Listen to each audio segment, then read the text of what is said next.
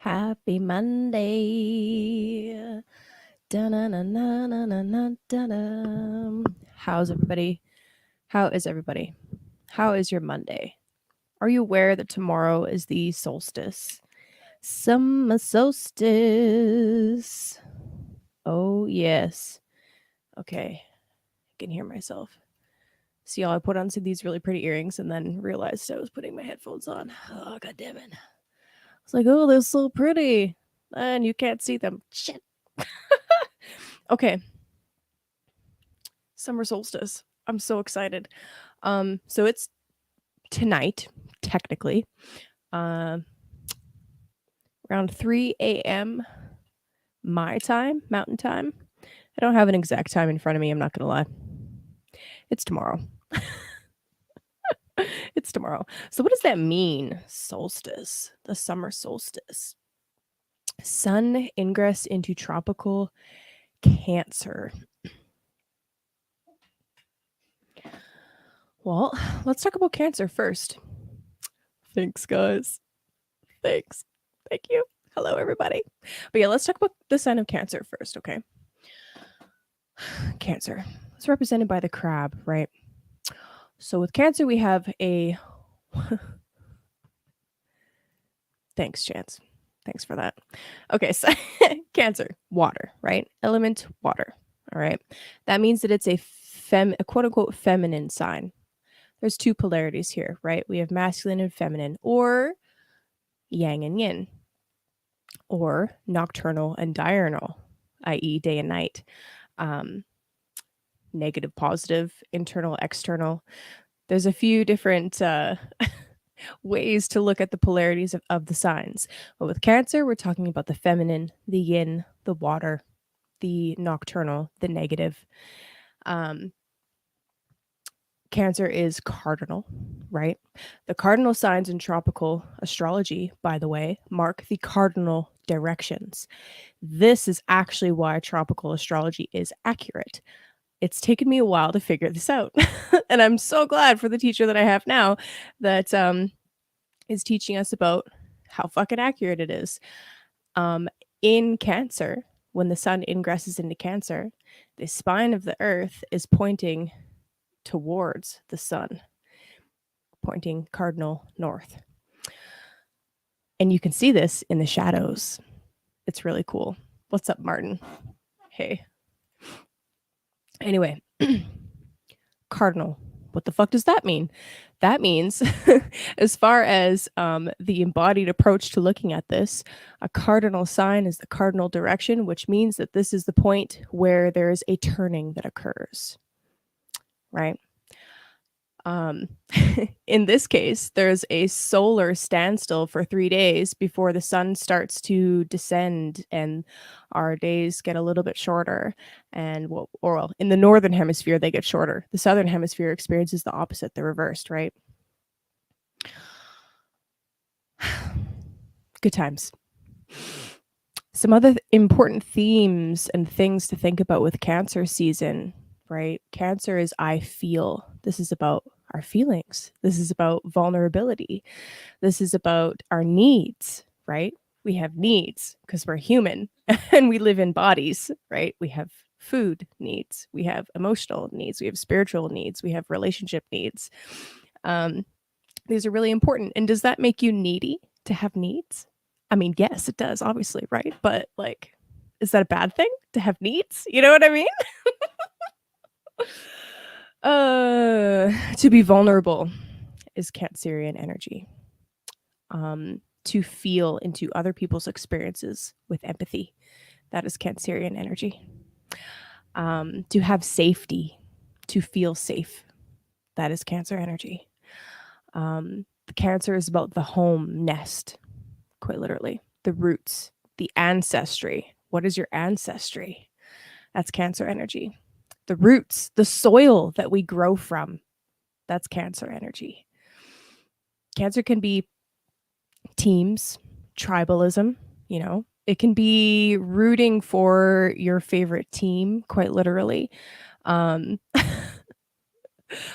Canadian, so we follow a lot of hockey, right? I was never into hockey, but It can be fun. It can be fun to bond over something like that, right? That's Cancer energy.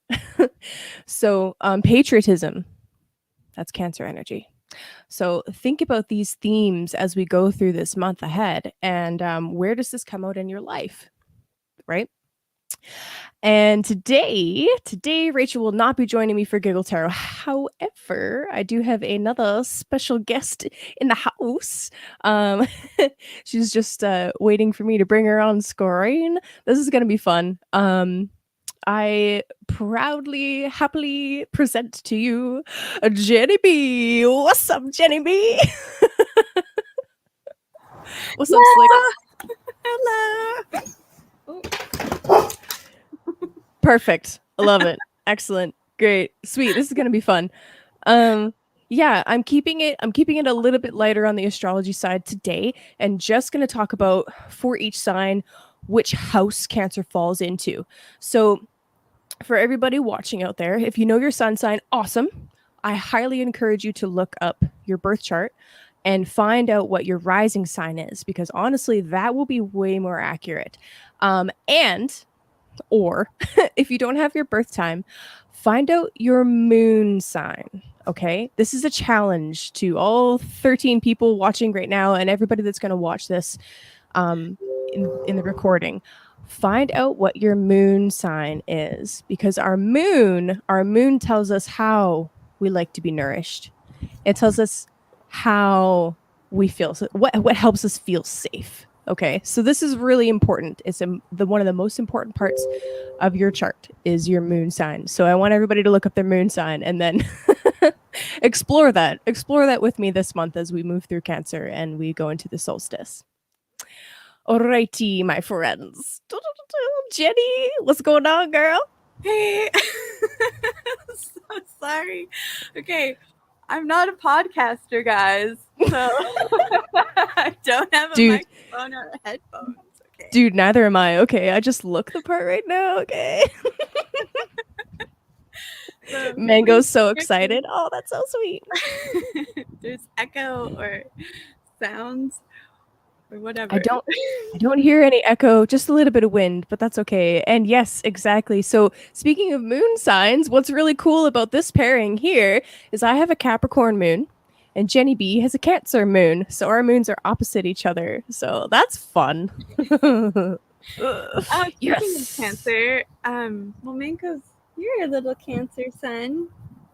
Is he? Little sweetie. Oh, that's so sweet. Dude, I'm stoked. This is going to be sick. Okay. All right. Okay. Oh my gosh. I didn't realize Rachel wasn't on here. So I'm like, what? Yep. That's why I was like, oh, man. I mean, okay. I could do it myself, but that's not as fun. I like having the dynamic of having somebody to bounce off of. So if she asks you for your birth time, run away. One. No, tell her. Depends. I think it depends. Yeah. Okay, dude. This is gonna be sweet. Is there any way that you can mute? not mute you, but mute the notification sound? Yeah, I just hear the ding in the background, and I'm not sure if that's StreamYard or Telegram or what that is, but it's all good. Okay. Okay, my friends. Let's get into it. So yeah, depending on your chart, the beginning of Cancer season and Cancer season in general is going to play out differently for you, right? This is why your birth time is so important, because it changes what signs fall on what house, and the house tells you what area of life this shows up in. And by the way, when I do the astrological breakdown, I'll say like, okay, so Aries, Aries sun, Aries moon, Aries rising. Cancer is your fourth house, for example, right? I'm actually speaking to Aries rising when I say that, but Cancer is the fourth from an Aries sun or fourth from an Aries moon. But it will actually fall more or it'll feel and sound more accurate if you go by your rising sign. But that said, if you don't know your birth time, it's okay. Look for your moon, look for your sun. That's fine. It's all good.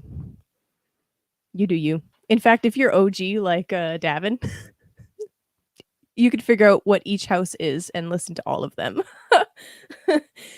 Good times. Yeah, so let's enjoy this week. Let's have a really good solstice week, and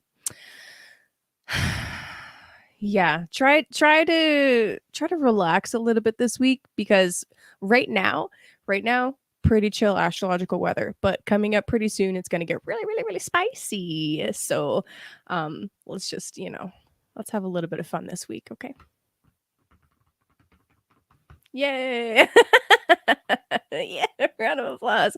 Okay, so let's start with Pisces again. Yeah, I like doing that. Also, happy birthday, Cancer, to all the Cancers out there. Yeah, happy birthday. Blessed solar return, my friends. So for Pisces, okay. Pisces, Cancer season, or Cancer, falls in your 5th house. This is actually an interesting thing to think about, okay? Because the 5th house represents your creative children. That could be like actual children, as in Cancer is the child of Pisces. So that's an interesting way to think about it. Or it could be a little less literal. Your creative projects are your babies, right? A small business is your baby.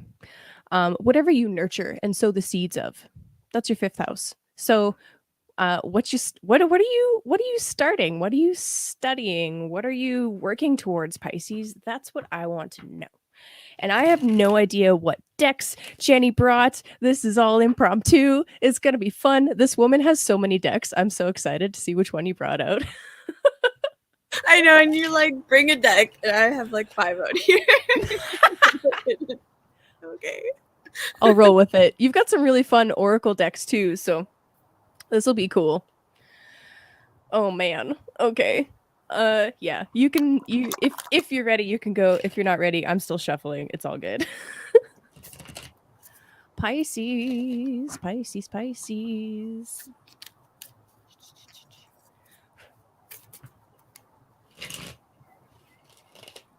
Oh, so satisfying. You ever have those shuffles where it's just like the most perfect bridge of all time? I love that. Yeah, that's why I grabbed this deck. This deck Oh, is the Wisdom Oracle by Calipper and Reed, but it's a small size, and it's so good for shuffle for that reason. Nice. That's perfect. Okay. And hair's gotta get the fuck out of the way. I mean, what? Is that out loud? Oh, Pisces. I don't know. The card that came out. Ooh, you ready? I have a Pisces like near and dear to my heart, so that's kind of who I'm thinking of. But it's 44, and it's the Thinker. So tell us about the Thinker. I mean, maybe you're creating your babies. You're gonna dream them into being the Thinker, but don't overthink it. Don't get too airy. You need some earth. But it's 44, so that's pretty magical. Master Builder. Coming in hot with the number magic 44 with 11 in the chat right now. What up? Dude, I love that. And it is also okay if you want to pull from like a second deck if you want to do that. Oh. Yeah. You can play with multiple decks. That's what we do here. We play. There's no rules. Giggle There's tab. no rules. There's a couple rules. Oh. You must laugh. You must laugh. Well, Pisces, this is really interesting, actually. So I got the 9 of Cups for you. So what's beautiful about this, number one, is it's actually a Pisces card, as you can see. This is the middle deacon of Pisces. This is quite literally about joyful creation, right? It is the Lord of material happiness in this deck. Quite literally, okay? The fifth house is romance, okay? So just saying. That sounds like fun to me. Play. It's play. The ninth house is, not ninth, sorry. The fifth house is definitely about play and fun and joy and creative self-expression. And the nine of cups is perfect for that. So 100%. Use that thinking energy to, think up your next dream. This is very dreamy energy. I mean, we are talking to Pisces as well. And, roll with it. Roll with it. Go create. Homies. Yeah, go create. Don't worry. It's all going to work out fine. It's all going to be fine. You got this. Are you? Yes, Pisces. Are you wearing crescent moon earrings too? Oh, I am. Actually. Dude, you're the best. Thanks, Mom. Oh, shout out to Heather. Shout out to Heather. I love you, Mom. Dude, speaking of Cancer energy, moms are the best. Some moms are the best. Some moms are not the best. What's up? Thank you. Smash it. Smash it back. Or you could like gently tap it, I always wonder who's behind this. Is it Jem? Is it Barsky? Is it Alan? Who dat? Who dis? New channel, who dis? Oh, just kidding. Okay. Aquarius. Cancer is your 6th house. Oh, it's Jim. Hi, Jim. Hey. Gold Gem. Okay, so Aquarius. Cancer is your 6th house. This is the house of our daily habits, our health routines, the boring things in life that we have to do. They're really necessary that, kind of sometimes aren't very fun, but are incredibly important for us to, survive and make it through our day. It's our routine, right? So while you're coming into Cancer season, just reflect a little bit on what about your routine helps you feel safe and nurtured. What about your routine maybe needs a bit of some freshening up, some new elements brought in. Yeah, Jenny B at the house. So that's what Cancer season's all about for you, really, is just checking in on your routine and making sure you're doing what you want to be doing on a daily basis. And if there are any health issues that come up, addressing them as soon as you possibly can. That's it. Whenever you're ready, Jenny B. Okay, so I got out, for Aquarians. Perfect. Got out my wicked awesome sacred geometric vibrational energy deck, which I love. The deck is a trip, yo. This guy's amazing. He's amazing. Go support him on Etsy. Azanon. Yeah. Wizard Azanon. The deck's actually really cool. And for Aquarius, I got Dimensional Planes of Perception number 3. Card number 75. Subconscious awareness, Akashic information.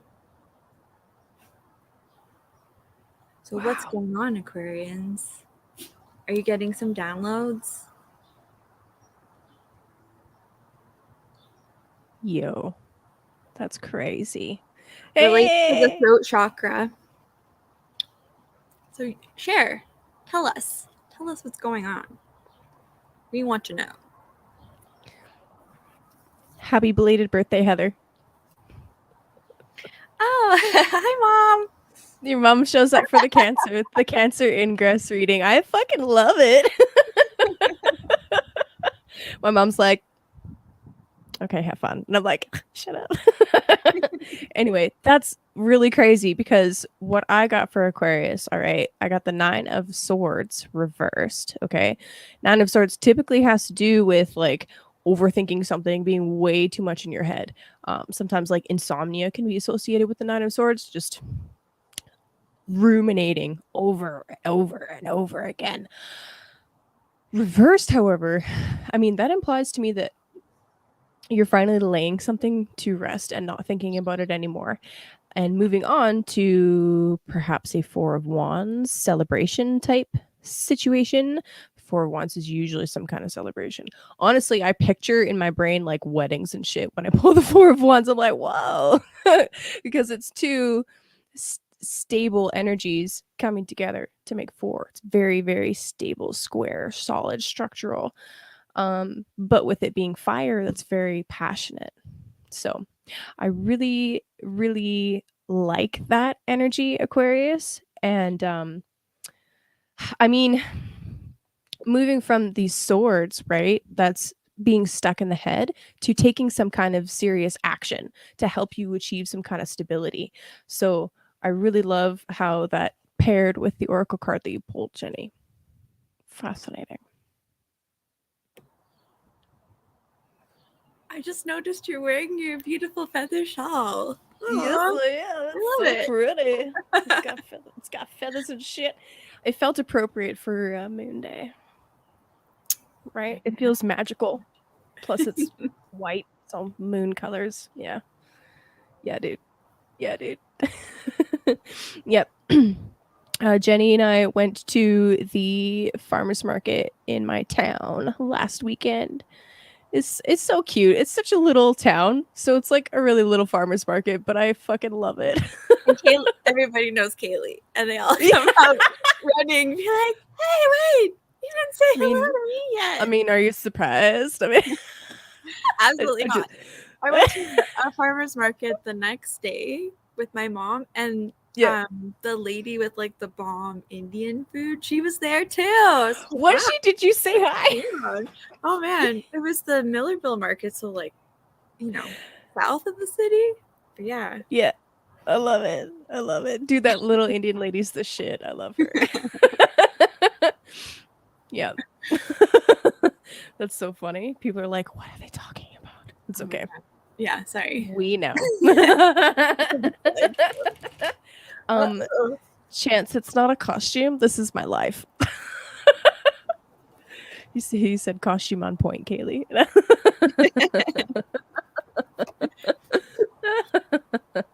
Oh, yeah. Really? Has it been extra, extra, extra intense, JLo? This is what I want to know. She said, so interesting in human design, I have Aqua Sun. So download, not even the word. I can imagine. Well, for you, like, you're mega psychic, JLo. So, like, we could only catch up. Yeah, exactly. Right? Like, whoa. Please, I love it. Right? Yeah. Why are they speaking Canadian? Regan, you're Canadian. Shush. Yeah. Come on, Regan. We need to play psychic poker. Dude, yeah. Okay, Jenny and I were talking about this, all right? We need to get some people together to play psychic poker. I was watching poker all day today while I was working. Yeah. Were you really? Capricorn! Capricorn. Cancer is your 7th house. This is the house of relationships, committed relationships specifically, one-on-one partnerships, whether that is like committed romantic, committed business, or even open enemies. You know, not the ones that stab you in the back, the ones that you know you're beefing with. That's 7th house. So as the sun ingresses into Cancer, and we experience this energy together, perhaps you are really focusing on not just your relationships, maybe even starting new business partnerships, but really thinking about how you show up in relationship. And I think it's kind of funny actually that I'm a Cancer rising, And I'm a Capricorn rising. So for this Cancer ingress with Sun moving into my 7th house, just as an example to like literally illustrate this for you guys, I brought somebody new onto my stream that I haven't done any kind of videos with yet. So thank you, Jenny, for helping me illustrate this beautiful first 7th thingy. It's beautiful. It's beautiful. Well, Okay. hey, right back at you for just jumping back to Aquarian isms. And, I'm quite private online. Hello, Internet. So you are. It's my face.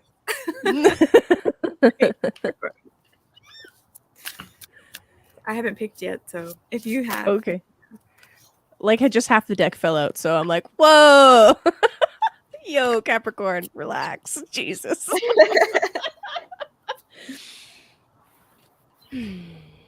How about like 1 or 2? Oh, thank you. Thank you. What?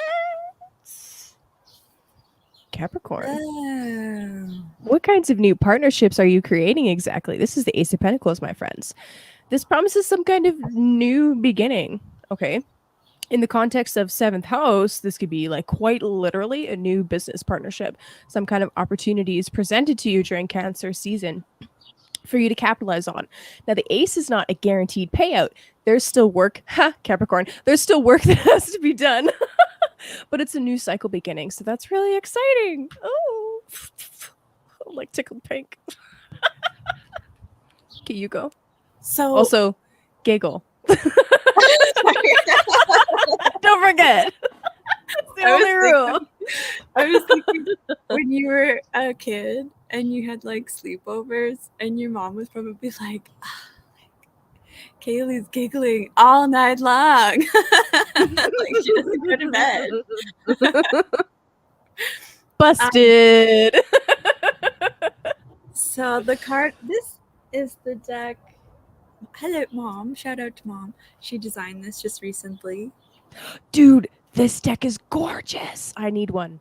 Where do I find one? Really cool deck. Oh, I think Soul on Path a Oracle. Yeah. So I pulled for Capricorn. Mind map. Oh. And there's a siren going on in the background, so that's just like confirmation. Yes.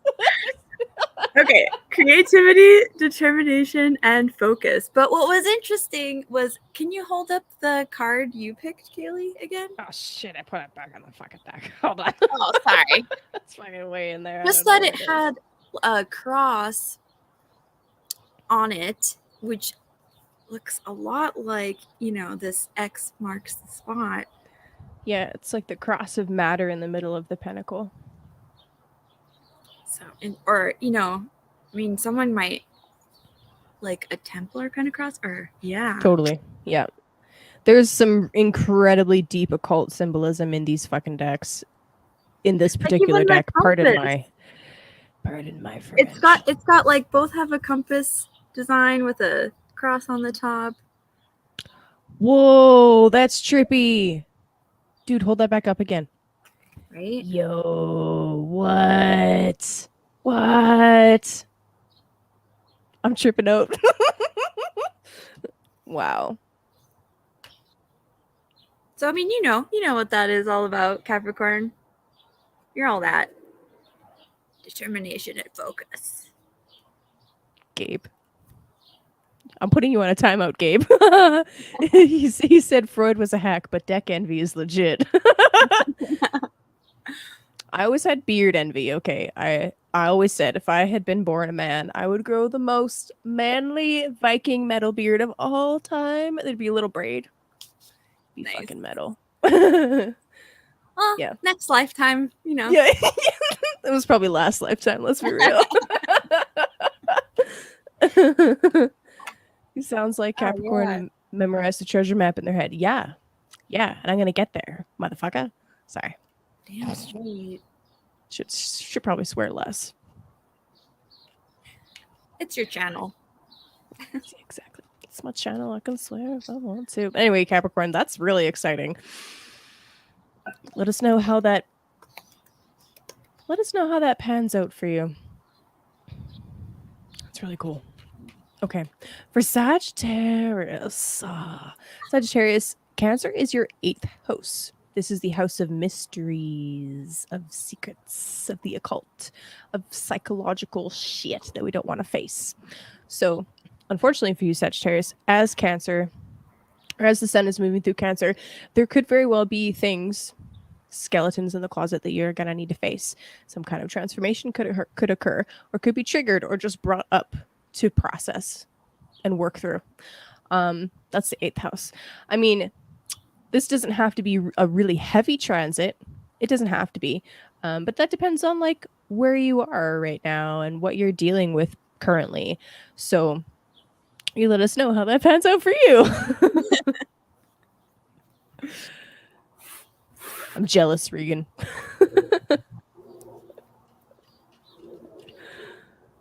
Word. Okay.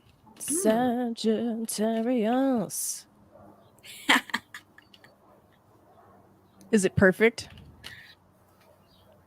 You go. I'm not ready yet. All the Sagittarians that I've come in contact with over the last couple of years, like, totally embody this to me anyway. So it might not be anything exciting, but I think the artwork is quite exciting.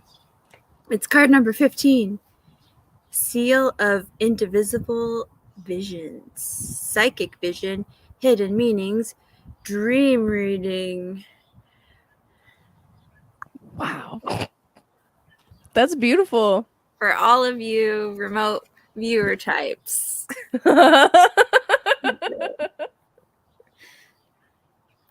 Word. Wow. What the bleep? Dude, Sag, what the fuck? Dude, I don't even know how to. Okay, we got the Empress and the High Priestess. Wow. They were not in order. I shuffled. I don't even know how to interpret this right now. I'm kind of shocked. I'm not going to lie. I'm fucking shocked. Sagittarius, you're already magical as fuck, okay? You're already magical as fuck. I don't know why you're here getting a reading. You can already see what's happening, okay? You already know. You can already see. What the fuck? There's some like crazy dream quest visions things going on for you right now, okay? The idea of these is to help you bring some kind of sense of balance and justice and beauty into your life.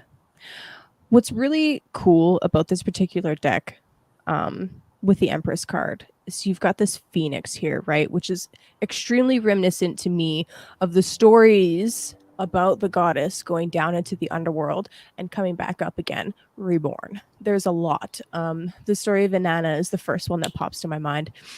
There are others. That's just the main one that I think of.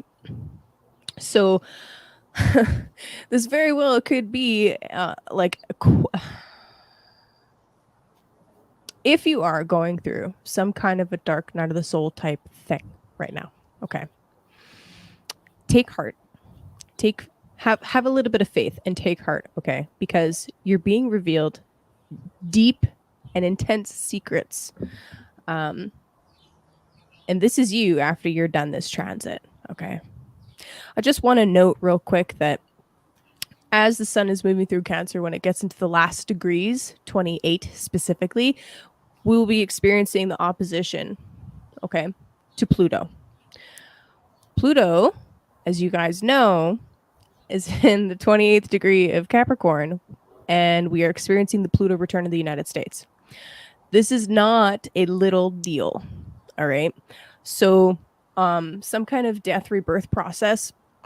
I mean, if literally everybody is going through that right now, but Sagittarius, considering Cancer is your 8th house, this is the 8th and 2nd axis that's being lit up by this.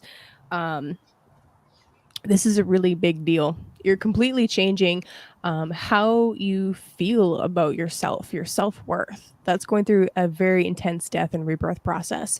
And this 8th house transit of the sun going through the 8th house, I mean, wow. I'm lost for words. I literally don't know what the fuck to say about this because it's that intense. But it's positive. It's a positive transformation. So have fun. Tell us about it when you're back from your vision quest. Okay, I'd like to hear. Yes, please. I'm excited to hear about all of your dreams, Sagittarius. Right. No. Cholulu does not return. You take that back. You take that back. No. Friends with Cholulu. It's all good. This is the ultimate shadow integration ever. Well, I mean, just to touch on that thing was this awareness arrived one day when I was getting out of an elevator and I didn't have a mask on, and some people were getting on the elevator, and they kind of took it back and was visibly afraid of me, which really didn't feel good. Felt really crappy. So I was like, there's like that meme of all the Cholulus, like all the boogeymen. And Cholulu is like Cthulhu is the big bad one. So it's like, oh man, everybody's afraid of him. They're the most afraid of that guy. So he doesn't even get a chance of having a nice elevator ride at all. Like, so I'm gonna give Cthulhu a hug when I see him and be like, it's okay. It's tough out there. It's all gonna be fine. You sweet and innocent soul, Jenny. I'm like, yeah, I'll practice compassion from a healthy distance. Well, yeah, like with any kind of weird manipulation control stuff going on, like then can't give you a hug. Love that though. Oh man. All right, Scorpio. Speaking of the dark. Ooh, okay. Scorpio. This is the 9th house transit. So Sun in Cancer, this is your 9th house. This is really exciting actually. The 9th house is the house of the vision quest. It's the house of teachers, higher education, using your intuition, finding the expanded meanings in life. So I'm not gonna lie, the fixed signs have been going through quite a lot of shit. I mean, with the Saturn and the nodes and the chaos with the fixed signs. Oh my god. So this 9th house transit's really nice. Finally, right? Something kind of pleasant to experience. So just want you to think about, like, how are you using your intuition? Is it easy for you to tap into that? I mean, Scorpio, yes, obviously, but maybe not. I don't know. Maybe that's something that needs to be worked on. The other thing is, how are you sharing your vulnerability? Are you able to share that? Are you able to share those feelings? Because Cancer on the 9th, okay? If you really think about this is the theme of vulnerability and feelings as the 9th house of teaching and publishing. So that's really where a lot of your power as a teacher comes from, in teaching us about what it means to feel, right? So, that could be scary. That could be really scary. And you know what? For a long time, Scorpio, you have needed to hide because it wasn't okay for, we as a society made it not okay to really show your true feelings. Good for you, Regan. Thank you. And that is a fantastic teaching function. Scorpio is like, we heal ourselves in order to heal the world. That's the Scorpio energy. So really think about how you can tap into your quite literally feeling functions and teach us something about it. Amen. Okay, whenever you're ready. Well, I got 2 for Scorps. Sweet. And it's another for the second water sign. It's 44 again. And it's Panther Spirit, Reclaim Your Power. Oh. And then this one was attached to it, which is totally scorpionic, but it's number 5. And it's the Bat Spirit, which is a rebirth is assured. Sorry. It's just so typical for Scorpio. Right? You guys just gotta know that you're the Phoenix, you know. Yeah, what about that quote? The tree, if a tree is to reach the heavens, its roots must go down to hell. So if you're gonna be the deepest, rise the highest. Can you tell us Scorpios. Can you tell us a little bit about the first animal spirit? Oh, the Panther Spirit? Yeah. Tell us about reclaiming your power. I'm not as professional as you guys. I could read from Colette. You could read from Colette. That's okay. I'll do it justice, and I will read from Colette. Okay. All right. Gather round, kids. Story time. It takes courage to face challenges right now. Panther Spirit is here to say that you are braver than you think. Now is the time to take a risk and step into a different aspect of your being. Speak as you have never spoken before. Act as you have always dreamed you might have the courage to act. Love fearlessly and fully, and expect to feel the adrenaline rush as you are initiated into a new, braver, bolder self. Panther Spirit says the time for dreaming about what you want to do is giving way to that first courageous act towards reclaiming your power. Your new identity may feel strange at first, but you have what it takes, and your soul wants this. Be bold. As my scorpion dad comes outside. I love it. What's up? Hey, Dad. Okay, that's really cool. Thank you for reading that. I was hoping that that would tie in a little bit more to the card that I pulled, and it does. So I pulled the Princess of Wands. Whoa, fire. So speaking of, rising from the ashes, and I mean, it's not a panther, but there's a big kitty right there. Meow. Whoa! Right? So, Cool. Princess of Wands, this is quite literally about embracing something, not something, but an energy within that's highly passionate, and about taking actions and quite literally diving into the unknown. You know what I mean? And you know what? You're right. But can you face yourself? Dun dun dun. But no, like really, Princess of Wands, this is really beautiful. And I feel like if there is something that you've been kind of like waiting on, holding back on, and you're not quite ready or don't quite know if it's time to take the leap, the Princess of Wands is saying it's time. It's time to step into that power, quite literally. It's time to embrace that aspect of self and take that action. So that's exciting, Scorpio. Happy Solstice, Scorpio. And I didn't know, Davin, that you had a Scorpion placement. Yes.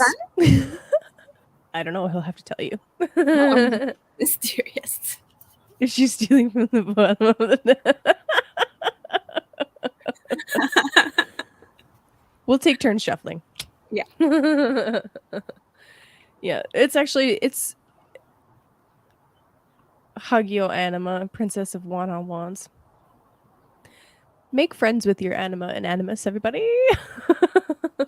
That's such a huge theme. Okay, the fact, oh my god, okay. Mirror symbolism. Cancer is ruled by the moon. Okay. So one of my challenges to you guys was to look up your moon sign and get familiar with your moon sign.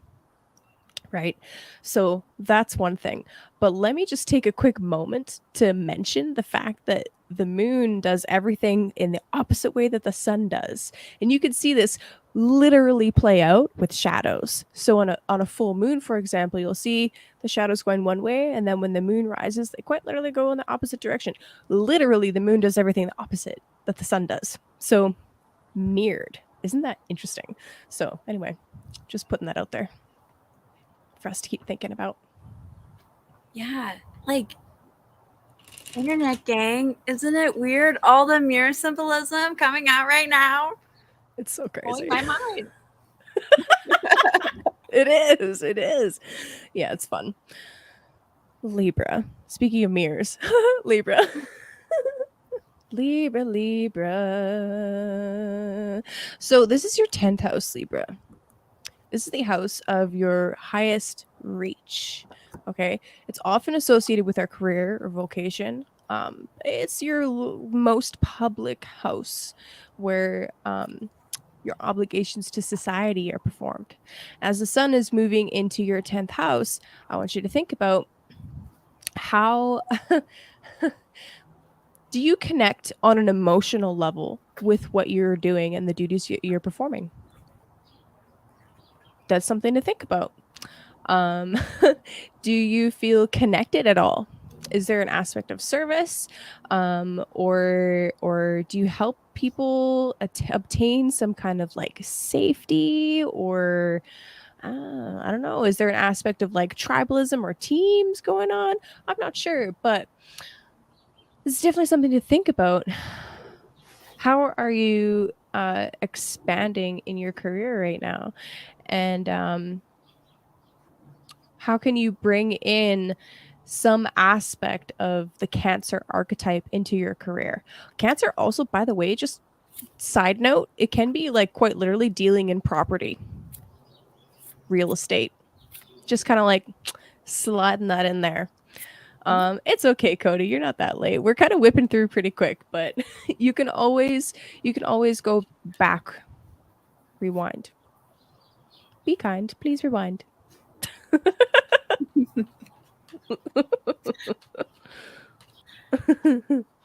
Word. So yeah, I'm done talking about Libra. Libra.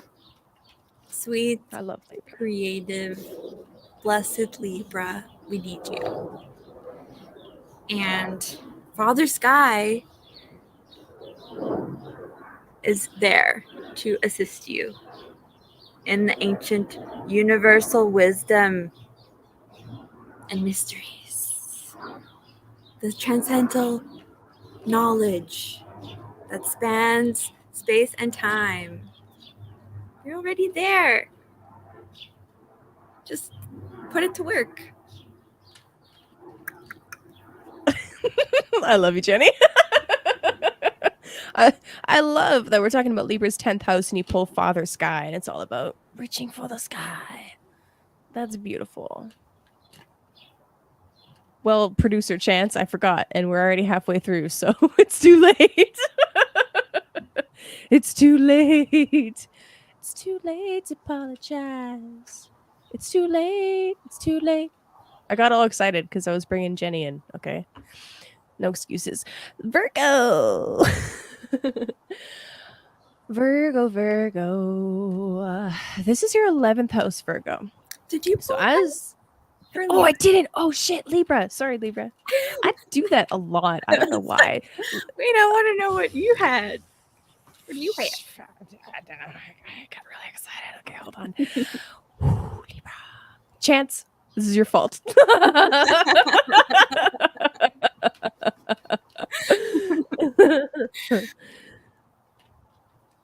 Libra. I was shuffling the whole time and then just didn't pull anything. I don't know why. Yo, Libra. The Ace of Cups.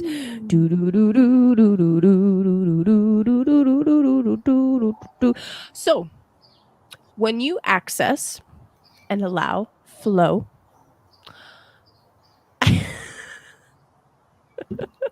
chances freaking out in the chat. Okay, so when you access your emotions and you allow flow, okay, this is when you shine in your career the most. All right.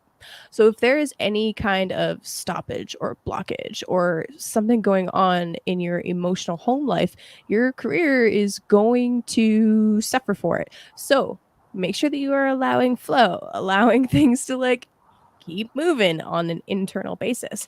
This will be really important going forward, especially over the rest of this month. And keep in mind also with Pluto in the last degrees of your fourth house, there's lots of internal transformations happening that nobody else can see. I mean, I know it's happening because I know the astrology, but the Capricorn house for you is a very hidden and internal place, right? It's quite literally something that nobody on the outside can see. So you need to tell people, right? You need to reach out and talk and help us help you, Libra. Help us help you. Are you receiving as much as you're giving? This is a classic Libra conundrum. So there you have it.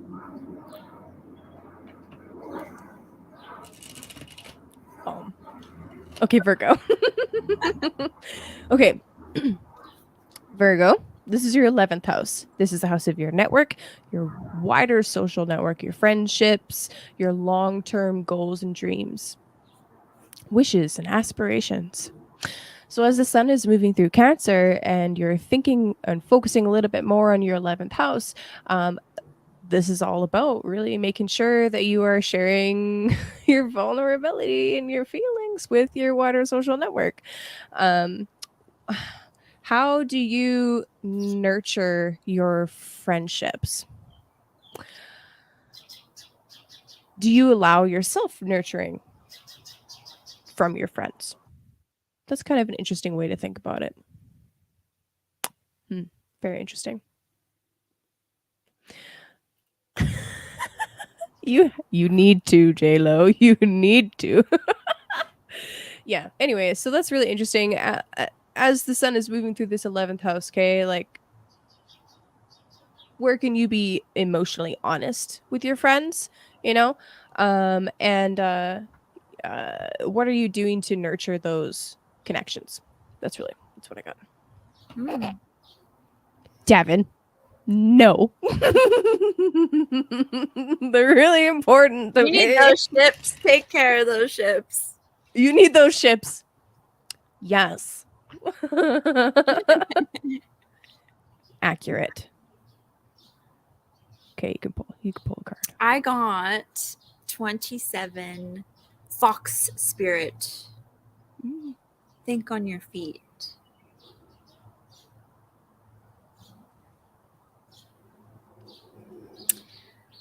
Interesting.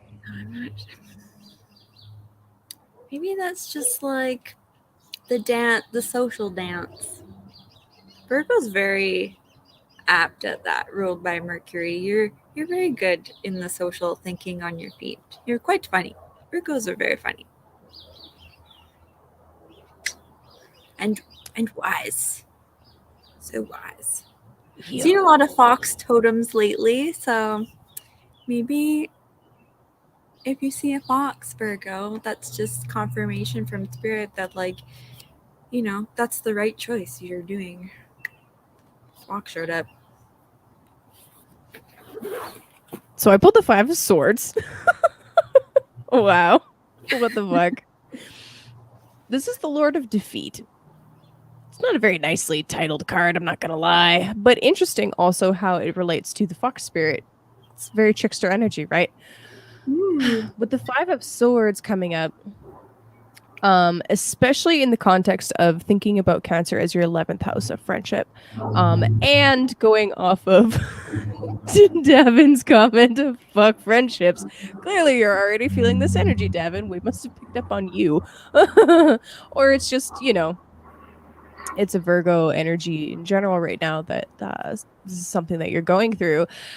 there are some serious conflicts occurring amongst your social network. And this can be a very painful thing to go through. I experienced a lot of, I mean, I think a lot of people can actually relate to this.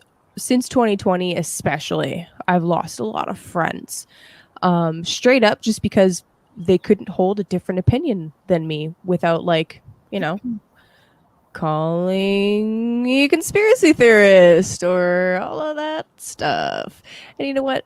That's okay. You don't have to talk to those friends. You can make new friends. There's an aspect to this Five of Swords about, and actually, interestingly enough, it's an Aquarius card.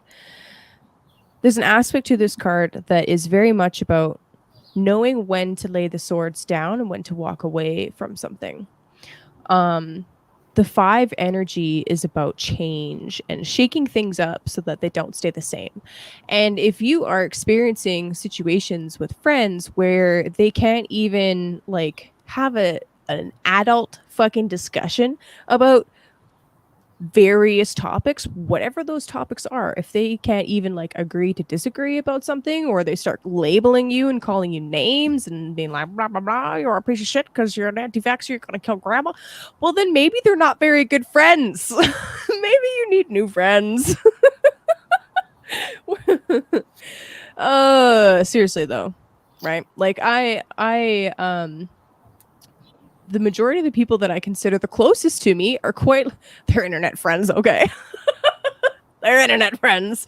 And I'm very blessed that I got one living close by, right? And right? Hey, buddy. Thank God. But I mean, with the 5 of Swords, I want to note also that this card is ruled by Venus. Okay. So Venus here in this card, in this context, is just asking you to what is it that you value about your friendships? What do you actually need from those friendships? Do you need external validation or confirmation, or can you get that from within? And then when it comes to actually building relationships with people, how do you feel safe, or what do you need in order to feel safe? This is the nature of Cancer on the 11th. So you need to feel safe in your friendships and in your connections. And if there is no safety there, if you can't be vulnerable, then that's a very good indication that those are not the droids you're looking for. Those are not the friends that you were looking for. And that was my long-winded way of saying the same thing like 10 times. Sorry, Virgo, but I had to be very thorough. Okay? I had to be thorough. I mean, I've gone through my own stuff about, friends and holding the space open for them and waiting for them to come. Like, I'm still waiting for them to arrive.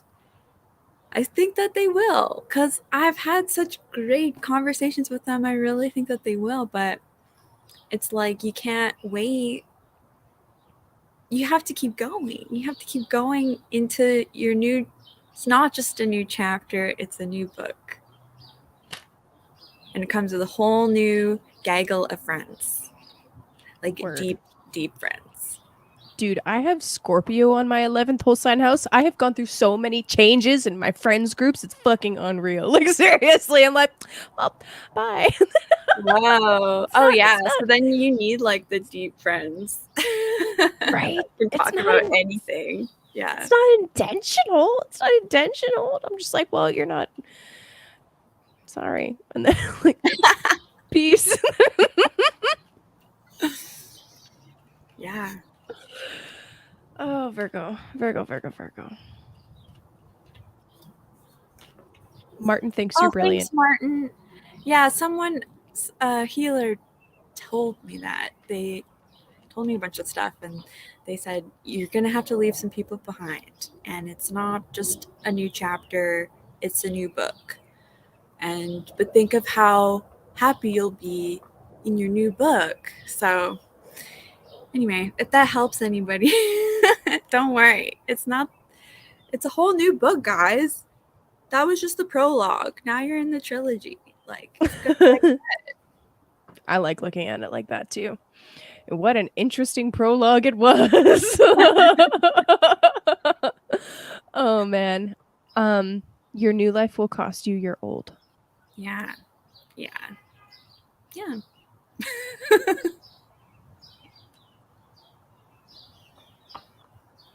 Who's next? Wise. Leo.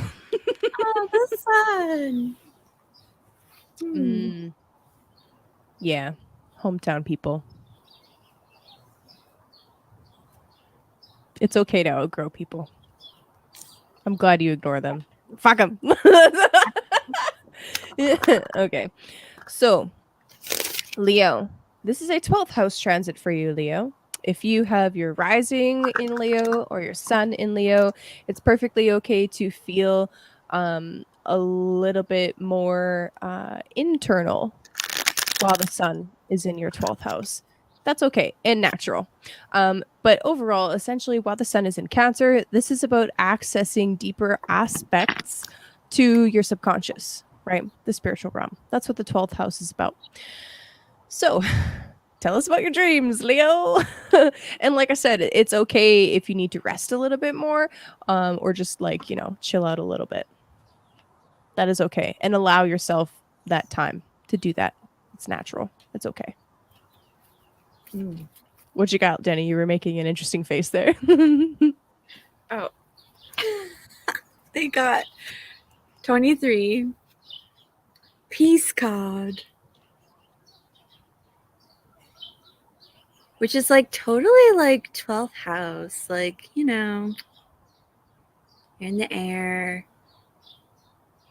Or your egg, maybe.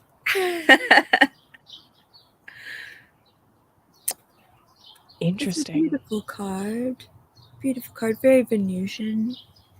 For the Leos. Happy solstice. Sun kings and queens.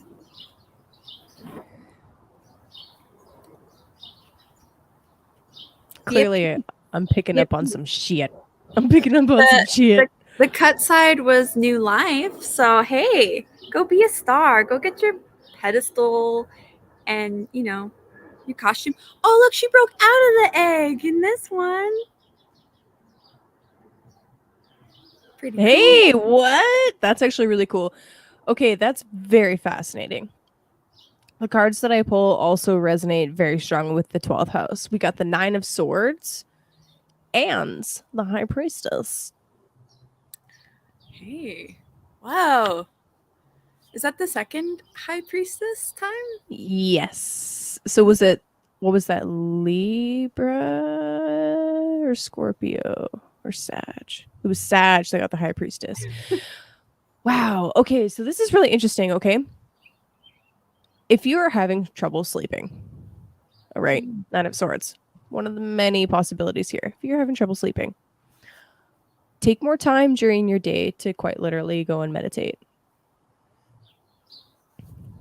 Well, I mean, take some extra time during the day to quiet and chill out a little bit, okay? Because being in your head and overthinking and trying to push and put the gas right and put the oh my god, I can't even fucking talk right now. Putting the pedal to the metal right now while you're going through 12th house transit is less productive than if you were to, take a break like Martin and go and do qigong. You know what I mean?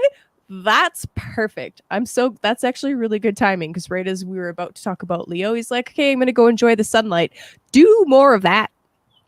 Do more of that. This is advice for myself too. Do more of that. I think that's perfect. So, yeah, I mean, with the 9 of Swords, okay, like this is definitely overthinking, being way too much in your mind. It can also be too many thoughts and not necessarily the nicest of thoughts. Like if you think about this on a little bit more of an archetypal level, this is Gemini and this is Mars. So it's a Martian kind of speech that can be potentially aggressive. It can be potentially overly masculine in not a good way. It doesn't have to be, but the Nine of Swords isn't usually a very nice. It's not usually a nice card. So take a little extra time to just chill the fuck out, quite literally. Especially if you find yourself getting into quarrels with people, or just like quite literally ruminating over and over and over again, just like me repeating myself over and over and over again. Oh my god. Yeah. So go sun your huevos. Yes, you know. Yeah. Do more of that. But also, if you're Gabriel, okay? If you're Gabriel, this is you, okay, taking all of your crazy ass gematria, insane, beautiful wonderfulness, and putting it in a way that we can understand, but then like not telling us right away. You know, you might, she just keeps giving me those love eyes. You might need to like wait for the proper moment to release something. You know what I mean? You might need to receive those downloads, get it all out onto paper or onto your whiteboard or paint it or write it or whatever, journal about it, and then just wait. It might not be time to release it yet. Soon, but not yet.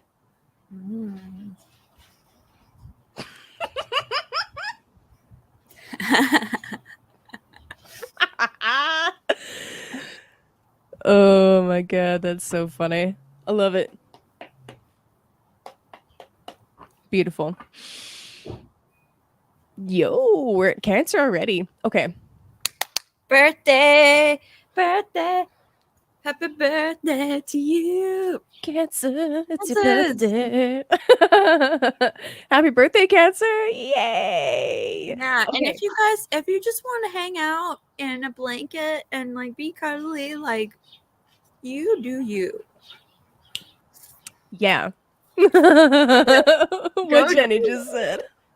It's your birthday. You can cry if you want to. Just kidding. I'm sorry, Cancer. I don't think that's. No, you're I don't think that. You're hard as I don't think fuck, that about Cancer. I'm not gonna mess with any Cancer, man. They're psychic. Fuck. It's true. It's so true. Dude, seriously. I have. Oh, wow. I've never thought about that before. So I have a Cancer sun sister and a Cancer rising sister, and they're both fucking psychic. Okay. I swear to God. Yeah. For real. But anyway, sun in the first house. Yay! That's exciting. Okay. The first house is yourself. It is your life direction, the thing that you were working on perfecting in this life. That's your first house. It's your ascendant. It's kind of like, one way to look at it is like your sacred duty. So for you, Cancer, while the sun is going through your first house, what do you want to do in life? Where do you want to go? This is all about you. Spotlight's on you, baby. Show us how it's done. How do you use your feelings and your vulnerability to access where you want to go? What are you nurturing? Right? Show us how it's done. Yeah.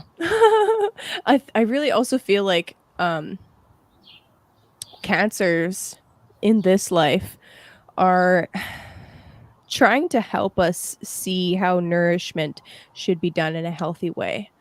I mean, you've got, what about mooning your balls? I mean, you can do that too if you want. You can do whatever you want, okay? It's a thing. Right? I mean, I like the sun more, but What did the moon do? I'm just fucking with you. there are people who moonbathe, though. Yeah, absolutely. I mean, it's a little more private, you know. It's a little more mysterious, a little more little more hidden. Might be a little chilly, but hey. No, if you want to do that on an eclipse or not, I don't know. If you do, journal about it and let us know how it goes, because I could use some data. You know what I mean? Ooh, this is so cool. We're on Cancer, and there's 18 in the chat right now. 18 is the moon card. What? Yo. Well done. I love that. I love that. Hello to everybody in the chat. How's it going? I pulled 2 cards for Cancer. Perfect. Happy birthday. So the first one was card number 70, Temple of Amethystia.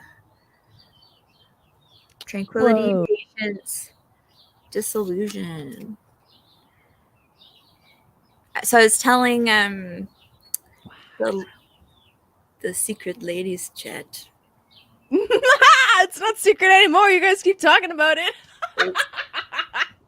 That's okay. That I like to look at these cards at nighttime when the light is like kind of dim and muddled, and then these actually kind of look like they're floating, and then I stare at them, and then I try to like close my eyes and still see it, and then go to sleep. So this one's really cool. I've never seen this one before, but it's kind of like a disco room. That looks fucking. Look at that dance floor. That looks sick. Right. So it's like you can have a party however you guys want to have a party, Cancer. Let the party people come to you. You can tell them what the party's going to be. And then this one was really exciting. Was from the Soul Path Oracle, Crown Chakra. Purple and purple. What? Right? Cancer. Get yourself some amethyst, Cancer. Dude, upgrades. What? Yo. Royal lifestyle for you. I love that. Oh, that's super cool. Thank you, Jenny. Those are sick. For Cancer, I got the Queen of Pentacles. This is really cool, actually, because the Queen of Pentacles, to me, is actually representative of Capricorn, which is your 7th house. But regardless, I'm trying so hard to not just nerd out and go down little like rabbit holes. But anyway, Queen of Pentacles. This is a very stable. Just saying. Go down the astrology rabbit holes, Kaylee. Do it. And I'm like reserving myself. I'm like, no, Saturn. Anyway, Queen of Pentacles. Okay. I love this energy for you, Cancer. I love it. I love it. I love it. With the sun coming into your first house, or if it's your solar return, this is a new cycle, right? With the Queen of Pentacles, this implies that you're building something stable that should last a long time, especially if you put down a good, solid foundation. That's what the Queen of Pentacles is all about. She is commanding, right? She is commanding the earth. Happy birthday. Get the right. She's commanding her surroundings in order to create a safe space in order to play. This is something about the Capricorn archetype that I'm learning, that Cancer, as that is your 7th house, these are the partners that you attract. Capricorn and Cancer are all about nourishment, quite literally. All of the signs of the zodiac exist as polarities. They're the same coin, just opposite sides of the coin. So while Cancer is about nourishment, right? Capricorn is about creating a safe space in order to play. That's what it's really about. So you've got this incredibly interesting polarity and dynamic. When Cancer, with the Queen of Pentacles, also, by the way, Wheel of Fortune underneath. I just happened to look at the bottom and the motherfucker Wheel of Fortune. What? So get some amethyst. Get some amethyst. Like I said, new cycle beginning. You're building something beautiful and something strong and something that's going to last for a really long time.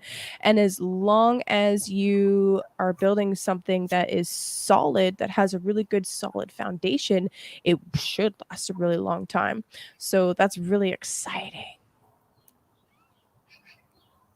That's so exciting. Yeah, Wheel of Fortune. Yay for Yeah, you. Cody. Yay for...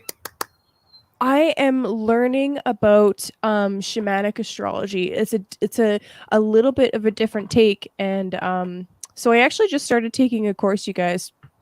I'm really excited about this because I fucking love it. Um, it has taken me a long time to find a teacher and a style that I really jive with. And I finally found someone that has a very grounded and embodied approach. And he started with shamanic astrology and then went and learned a lot of the traditional roots of Hellenistic astrology. So as he's teaching now, he's teaching both the shamanic look and the traditional Hellenistic look. And one thing that he keeps repeating, his name is Gemini Brett, by the way. One thing he keeps repeating is, "I'm not teaching you my astrology. I'm teaching you how, or I'm reminding you rather, to remember yours." And I fucking love that. I was like, finally, thank God. Anyway, very interesting. And I really enjoy taking a different kind of look at some of these archetypes that maybe they need a slightly bit of an upgrading or a refreshment. So anyway, I love that. What's up, Mango? Hey, Mango, little buddy. Yo, licks. Sorry. Oh yeah, I know. It's like, Cancer, Cancer. That's me. That's me. Like, let me out there. Let me out. Oh, oh, I love it. Yeah, everything you've mentioned to me about your astrology course is awesome. Like, It's fucking metal. I love it. yeah, that's Yeah, the one where yeah, you're dude. doing the sacred geometry, right? Yeah, Oh my yeah, god, yeah, that yeah, blew my mind. yeah. So this first year, we're tuning into golden time, i.e., the sun's time. So we're quite literally going through each season. Like, we just had the Cancer archetype class, and now the idea is to do some charts with Cancer as the ascendant, Cancer sun, Cancer moon, and Cancer, just a bunch of fucking Cancer charts. Look at the Cancer archetype itself. Where do we see this in our life? And then, so there's that side of it. That's one part of the class. And then another part of the course is like backyard astronomy, where literally I built a sundial and I have to go actually align it and make sure that it's pointing in the correct direction because it was cloudy today. But anyway, so I've built a sundial, and now we're like, quite literally, once it's lined up, hey, this is the midheaven line in a chart. That's what the meridian is the north-south, cardinal north-south direction. So the idea is to actually work with the earth and the literal sky to like create charts and figure out where the sun is in the houses and shit. It's so cool. I'm really excited. Um I love so that. yeah, this is the Shamanic Astrology Handbook by Daniel G. and Mario with Kaylin K. Castell. So that was the one that was recommended to us. So anyway, so there's that aspect of it. And then there's the sacred geometry aspect of it, where we're literally going 1 through 12. And the first practice was take your compass and draw 108 circles that do not intersect and contemplate for every circle. What is a circle? Why do we consider the circle spirit? How does the circle come into being? How does spirit come into being? What is oneness? And it's like this, just these open-ended questions, and there's no like wrong or right answers for those ones, and then like we talk about it, and then there's study groups, and like it's really in depth, you guys. It's really in depth, and I'm so happy. I'm really happy. I jumped in part way through, but that's okay. I can catch up. Yeah. Oh man, the Vesica Pisces little project, that was the one that was like, and now I have all the data incoming, but I have all these thoughts now about the moon, and based on that, like, oh my god. Yeah, so please lay it all the gravy as it comes. if you feel inclined to. I'm gonna check that guy out. I know Gemini Brett. He's actually really awesome. I really appreciate him. He brings it back into an embodied experience, and that's why I love it so much. And like his take on tropical versus sidereal, just so everybody's aware, sidereal, you're working with the stars, but tropical is based on the cardinal directions of the Earth itself. And the signs, the tropical signs, are emanating from the center of the Earth out. And that's the difference. So it's interesting, and I need to learn more to understand it better to be able to explain it, because it's mind-blowing and I fucking love it. So anyway, Gemini. Gemini. Gemini, you like talking, right?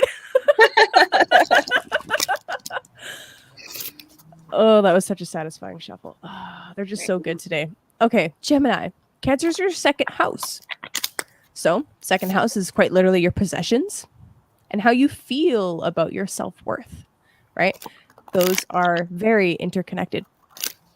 So with the sun ingressing into your second house, hey, happy belated birthday again. As the sun is ingressing into your second house, something interesting that you could ponder is, what kind of an emotional attachment do I have to my possessions? And like, is it maybe time to, are you able to let go of things when you're holding on to them too tightly?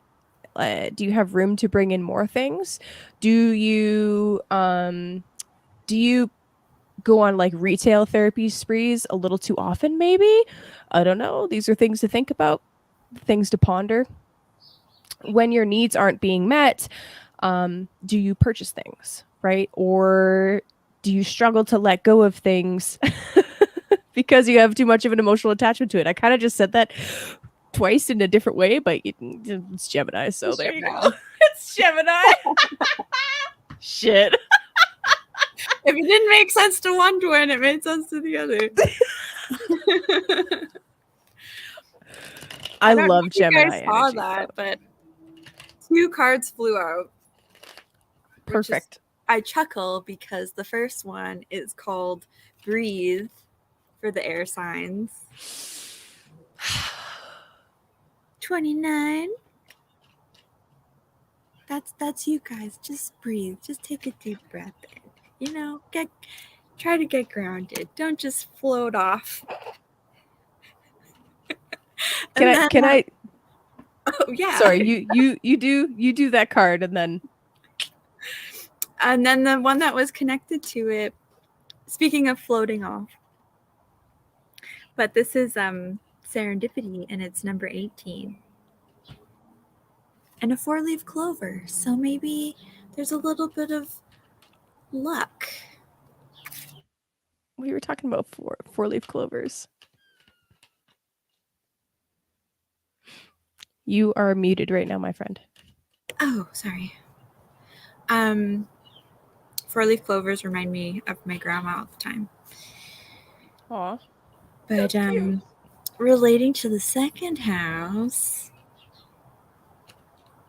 I'm not really sure how to apply that, but just breathe through it, guys. And also, gems, you know the signs. Just follow the signs. Listen to them, okay? You'll be lucky. Do you need a signier sign? Okay. Gemini. And happy belated birthday.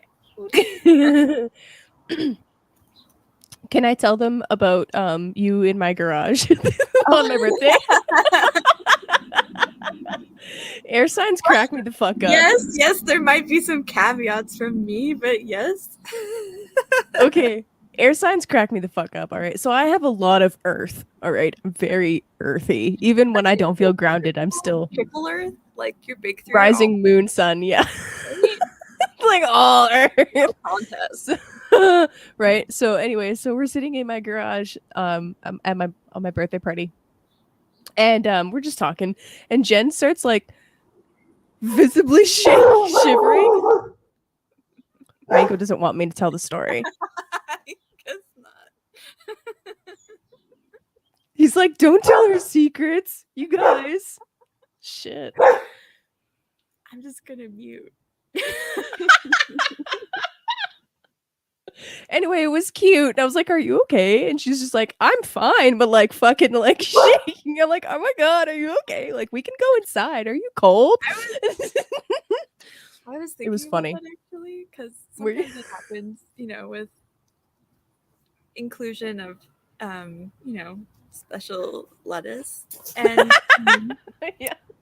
but I think really what it was like, I was really excited. I was really like, We were talking also, about there cheese had been a poker. bit of time where that hadn't happened for me. And then, yeah, so I was like, just really excited because you guys all get it that to be able to, for Gemini, I'm Gemini sun, so I so badly have wanted to communicate in real life with people about what's really going on, and there's always like filters on it, and it's just like, that's no fun.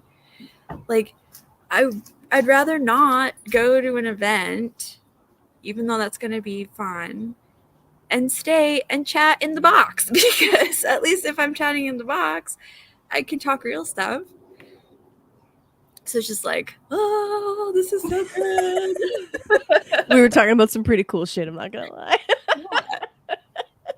Anyway, it was funny. But I was like, "Dude, are you okay?" And I was just like, I was about to do I start need to levitating. ground for both of us? I can ground for both of us. That was actually so helpful. Yeah.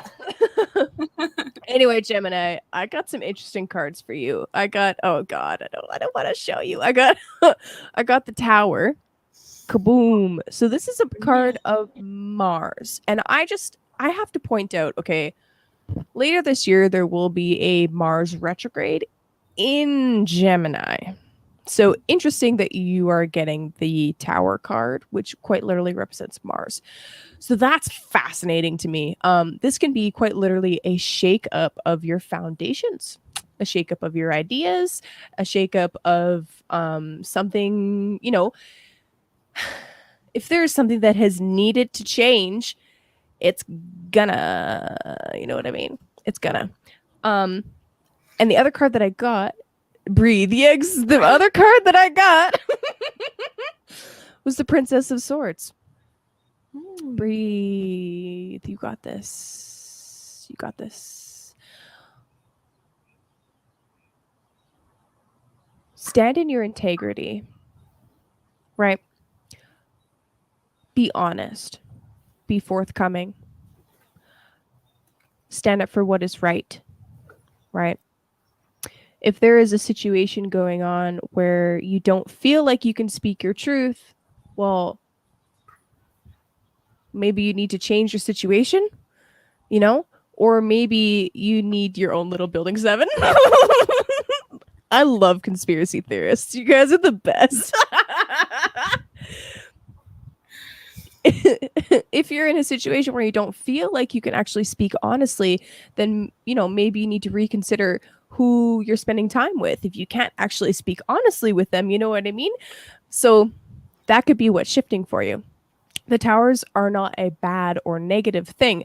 It's just it depends on how much resistance we have to what needs to change or alter. So as long as you're breathing, as long as you're, reaching out and being honest and standing for truth and justice, you will be fine. You'll be fine. Probably. No, I'm just kidding. You'll be fine. You'll be fine. Oh, that's really cool. On the bottom is the King of Swords as well. Okay, so you got both the Princess and the King of Swords, which is very much planning, right? Very much it's an intelligent and clear-minded way of thinking, but it's really important to just speak openly and honestly at this time, I think. There's always a way to say whatever you need to say. You just have to be clever enough to have the tact to do it. But there's always a way you can say without being a dick, or without being rude, or without asking for so much forgiveness. You can just say the thing, but just be creative in how you structure it. That's also a message for me. Yeah. I don't know if it is helpful or like not helpful to know people's placements while I'm pulling cards. I'm like, I'm not pulling for Jenny, I'm pulling for Gemini. And then it's like, well, Jenny. I got lots of powers. I'm just gonna just fuck it. Fuck it. That's what I do. I don't recommend it. Yeah. Yeah. If you've built the bridge, why burn it? Just have all the bridges. We talked about that too. I love it. You got this, Gemini. I believe in you. I believe in you. Okay, Taurus. Taurus, bull gang. Cancer is your third house. Lamborghini. What?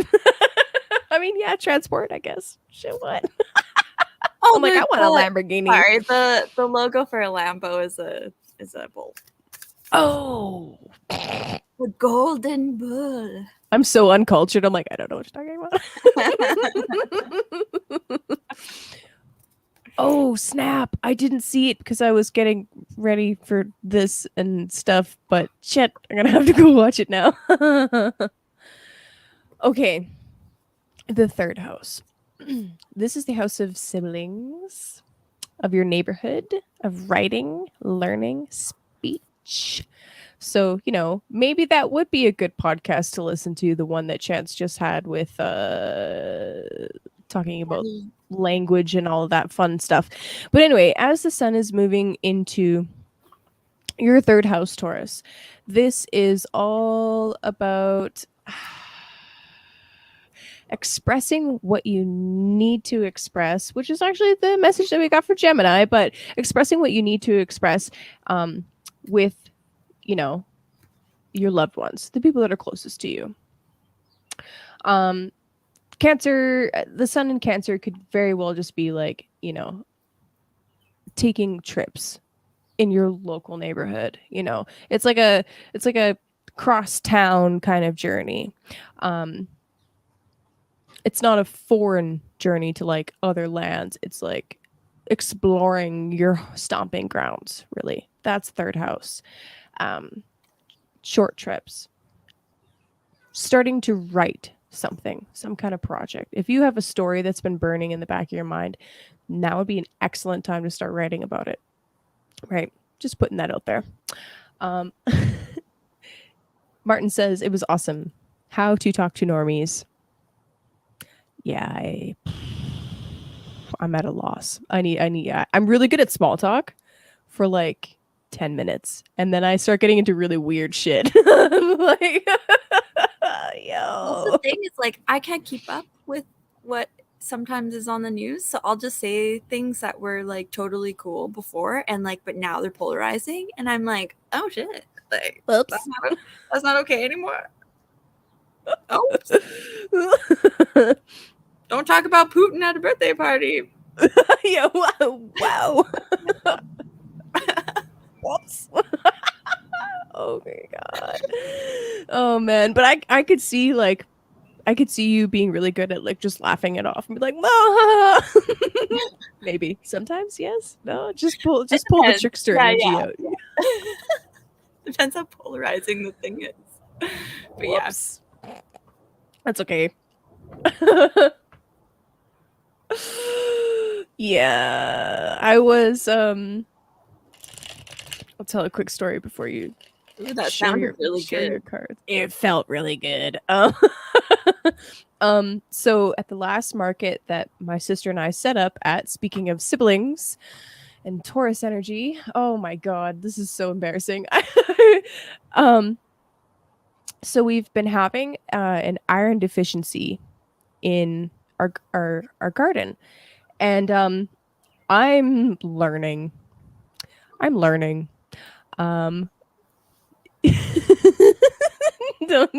Thanks, Jets. Yeah, I'm learning. Okay, so iron deficiency in the soil. So I'm thinking about this, and I'm like, okay, well, what are some like natural ways to get iron back into the soil? I know that like rust isn't really readily taken up by plants, so like that's not going to work unless there's something else. Like I'm just thinking about it, right?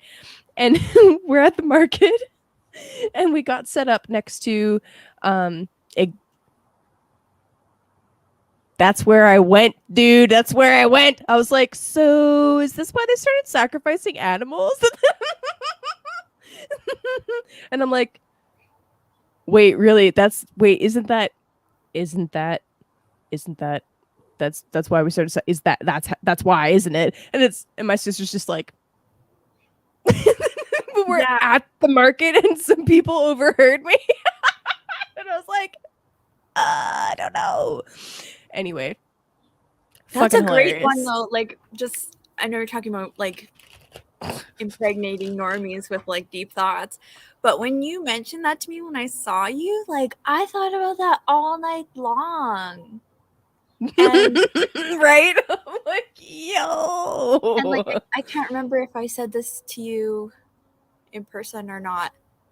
Oh, hey. The Ace of Swords. I'm like, yeah. I'm like, so like we just spill blood? Because like, good luck being vegan, okay? That's all I gotta say. Isn't in the Bible when they talk about meat that you can eat the meat, but you can't have the blood. You know? So the blood goes to the plants. Oh yeah. And then I'm like, yeah. When you slaughter an animal, you drain its blood, and you're like, I didn't know that. I'm like, yeah, dude. Yeah. Like, yeah, well, you don't eat the blood. You drain it. So detached from the blood. but then I ended up watching a bunch of videos about butchering after Did that. You? Yeah. I needed to know. Yeah. Dude, it was so funny. I've since then I've asked a few people, I'm like, so if I'm not slaughtering animals on my land and I don't have access to like blood and bone meal, what do I do? And somebody did have a really good answer for me. He said, well, the idea is that the nutrients are actually there still. It's not even that like they've been stripped. It's just that the plants can't take them up. So the idea is to add more organic matter and life forms, and like different kinds of funguses that are native to that land. And they will take those nutrients and make it so that it's a version that the plants can actually uptake. And I'm like, but like, can we just like slaughter some animals? I was joking. But then, you know what? Actually, just yesterday, I have this project that I've been working on in the background where I am. Yes, it can. Thank you very much. I have this project where I've been working on where I've got some deer pelts, and I needed to rinse the one off, and then all of a sudden there was all this blood. I was like, perfect, right into the garden. Wow. Exactly. So yeah, more organic matter is the answer. But like, this is where my thought pattern was going. I'm like, how do we correct an iron deficiency? Blood seems to be a really logical answer. Wait a minute. Oh my God. So anyway, Taurus. Garden tips. It's a good thing.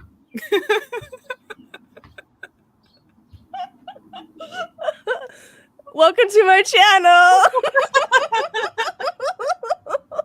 I'm planting tomatoes. You came in just in time.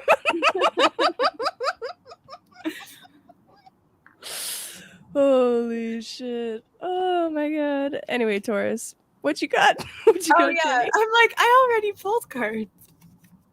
And I asked for one, and so I'm sorry, but 2 came out for Taurus. Darn. It was 9, bear spirit, take time out. With 17, co-create with spirit.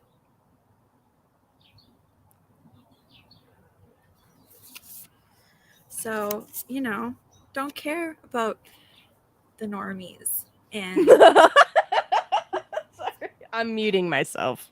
Care about the connection you have with spirit.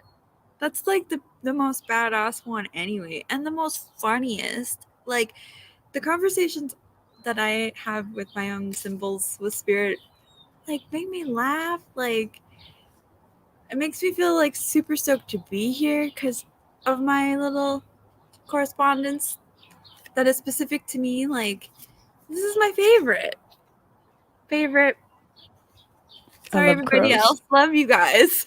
But yeah, this is my favorite. Crows are cool. Okay, I made some interesting faces because I just pulled some fucked up cards. What the fuck, Taurus? They're not fucked up. They're not fucked up. They're just incredibly Saturnian. Giggle meter is at over 9,000. Okay, Taurus. The first card I got for you is the universe. It's quite literally ruled by Saturn, as you can see the glyph up top there. But anyway, the universe. The end is the beginning, is the end is the beginning, is the end is the beginning. Did that make sense to you? Made sense to me after my circle practice, let me tell you. But for real, when the universe comes out, there is a major turning point occurring, an ending, and a beginning, quite literally, right? I'm reminded of the fact that the North Node and Uranus are in your sign right now. Venus is just about to leave Taurus, but the North Node brings this energy of newness, of changing life directions, of altering some major thing about you, right? A lot of astrologers tie the nodes of the moon to karma. The South Node is karma that we're releasing and purging and getting rid of or reaping the rewards of. The North Node is the karma that we're creating for new lives, literally where we're going. So the universe card here for you, Taurus, is no accident. In the context of the sun moving into the third house, well, this could very well be that, there's some important boundaries that need to be made, maybe. The ending is, yep. Thanks, Devin. Hashtag, have fun. Anyway, there could be some important shifts that need to occur, and just make sure that you're talking to people about the changes that are going on in your life. And if there needs to be a huge shakeup, I mean, Uranus is going to connect with the North Node with Mars, by the way.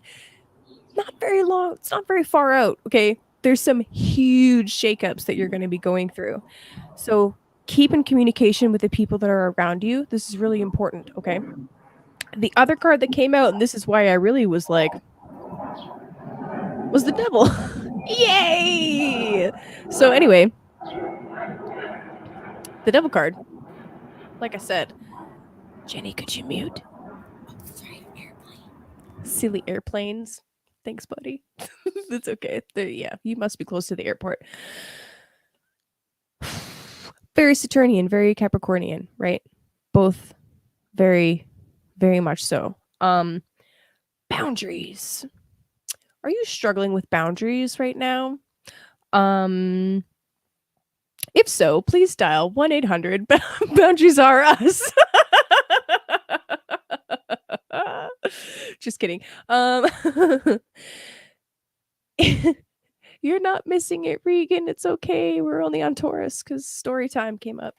The devil in the universe. Saturn. Interesting. Okay. Seriously, I need to think about this for a second because this is kind of intense.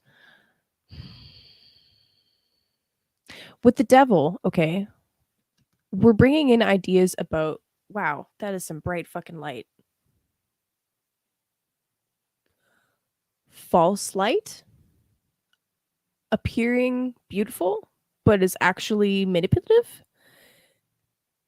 I mean, take the omens for how you want, but I'm literally being blinded by the setting sun right now, so I mean, something I'm thinking about.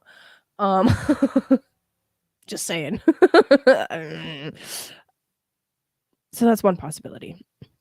The other possibility about this, right, with the universe, this is something that I've been talking about for the last week. as Uranus as a liberating force.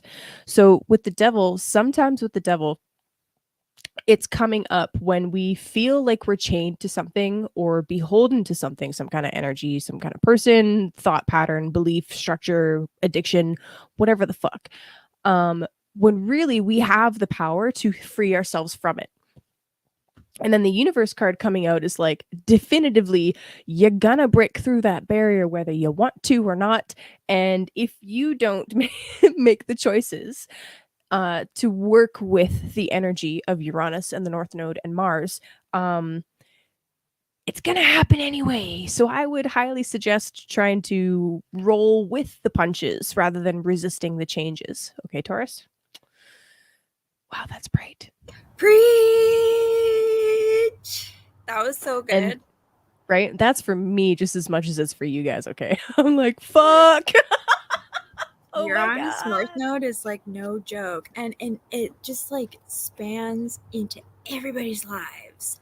Like everybody, anything, anything that was not for your benefit and growth, Uranus is like, see you later, bye. See you later, bye. Doesn't matter how much foundation and work you put in it.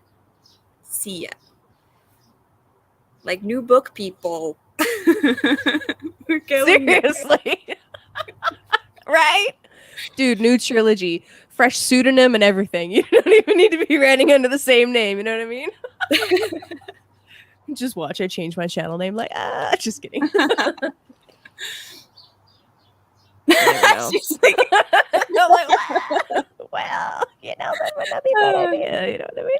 Oh man, that's funny. Aries, we made it, Aries. Okay. Just putting this out there. I didn't actually ask Jenny if she wanted to do this before she came on. So Jenny, it is okay if you want to say no. But if anybody wants a personal reading, I'm open to doing those. If you want to stay on, Jenny, I will split the monies with you if anybody donates for that. So just putting that out there. And no, I might want to just like hang out, but you know, you're the professional. Professional. Yeah, dude. If you want to do that with me, you can. You don't have to. No pressure. There's always gravy. Right? I know. It's fun. It's fun. I like it. Okay, Aries. Cancer is your 4th house.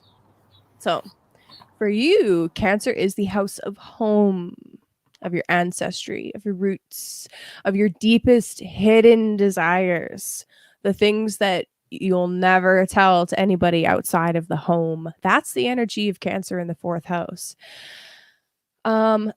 So as the sun is moving through here, this is the time for you to root, right? Quite literally, as the sun is moving through the 4th house, this is the root. So, what are some questions I can ask you? Hold on a minute. How's your relationship with your parents right now? How are there any like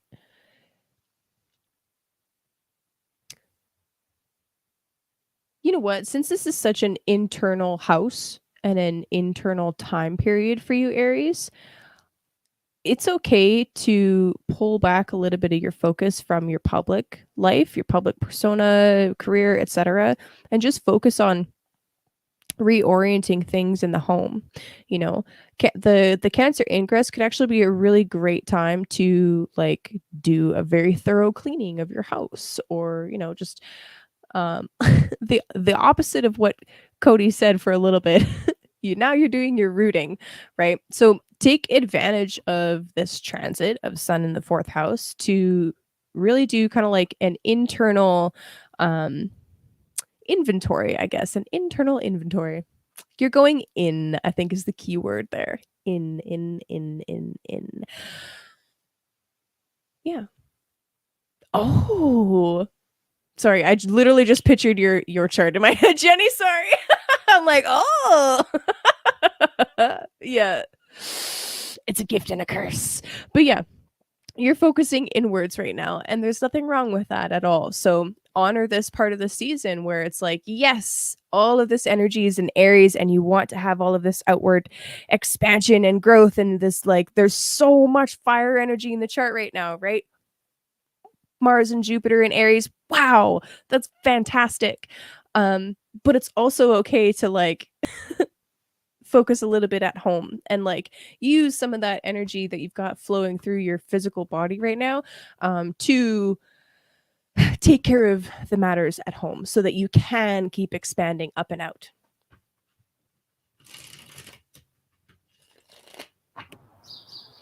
Right on. While you were talking, I pulled for Aries and got resiliency. Ooh. Some magic, yo. That's just like in your flow.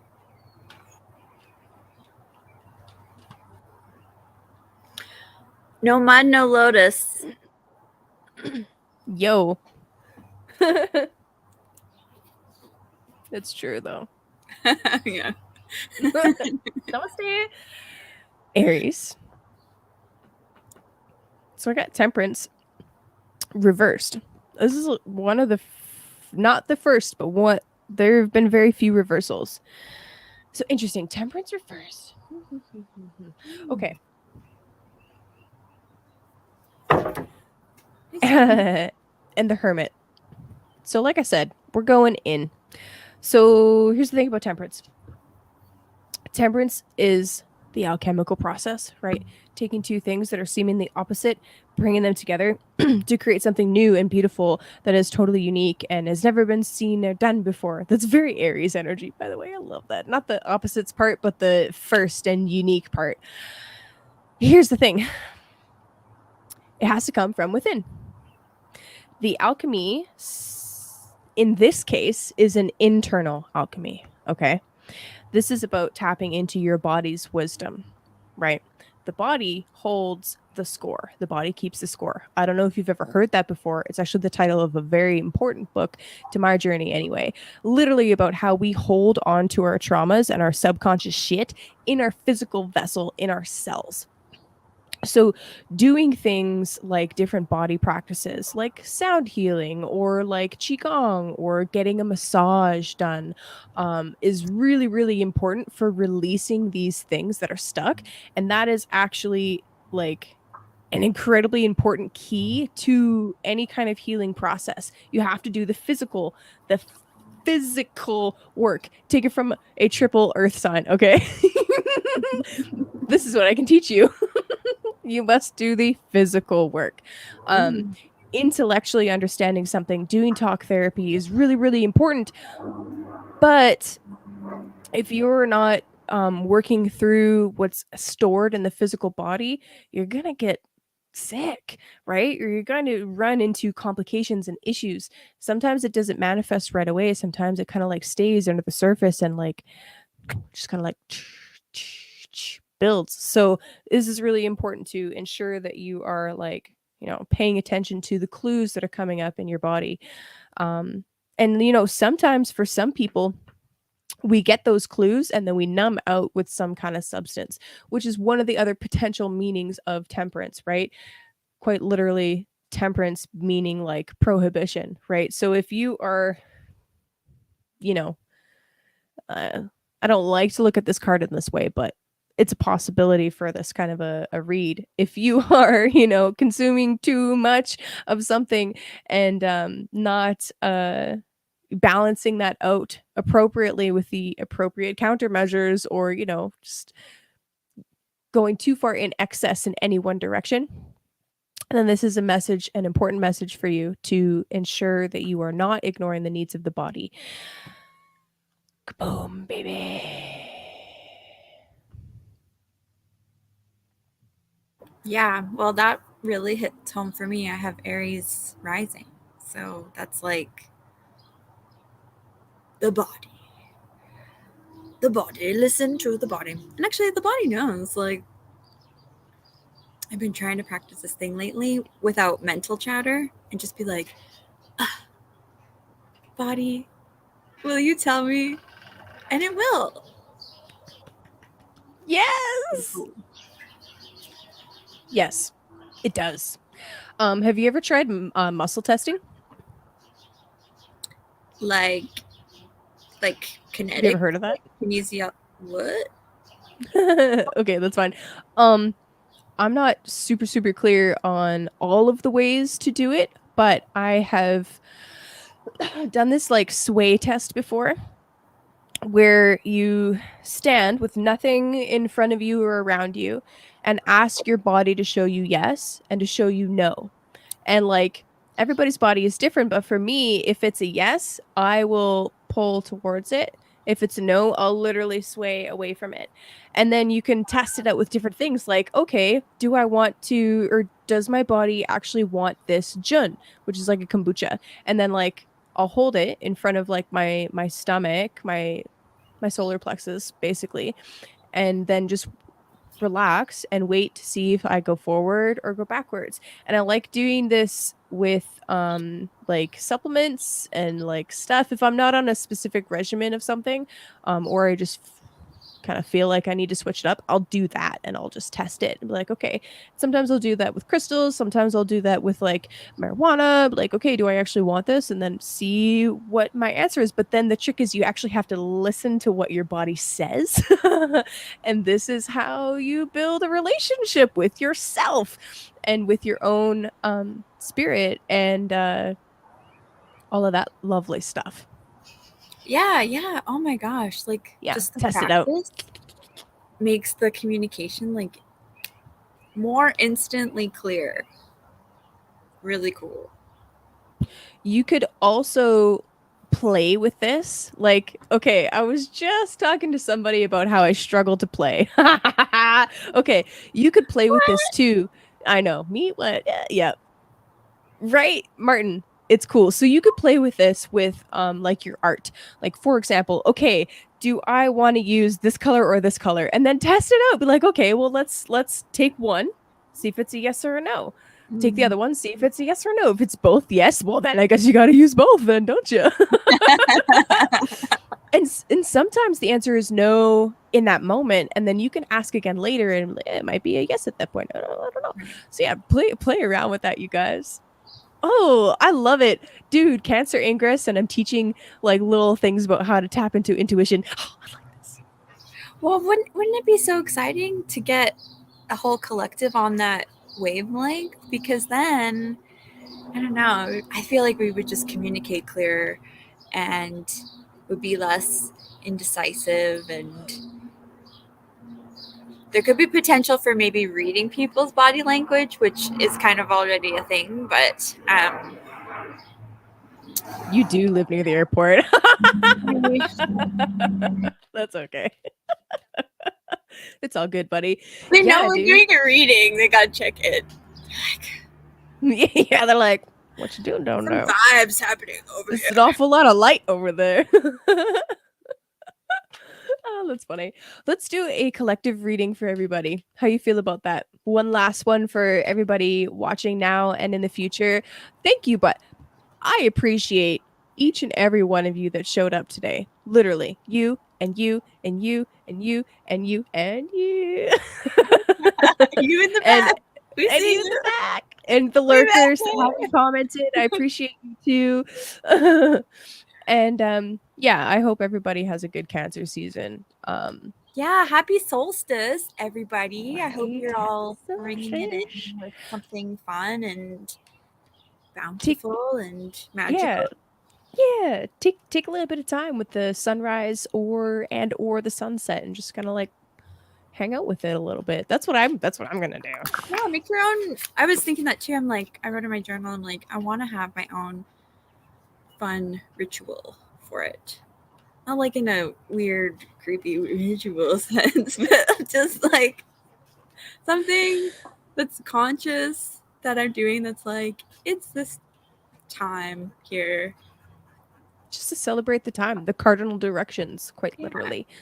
Yeah, and I mean, ritual is actually incredibly important for our psychological development. We need ritual. It just, it doesn't have to be dark and evil.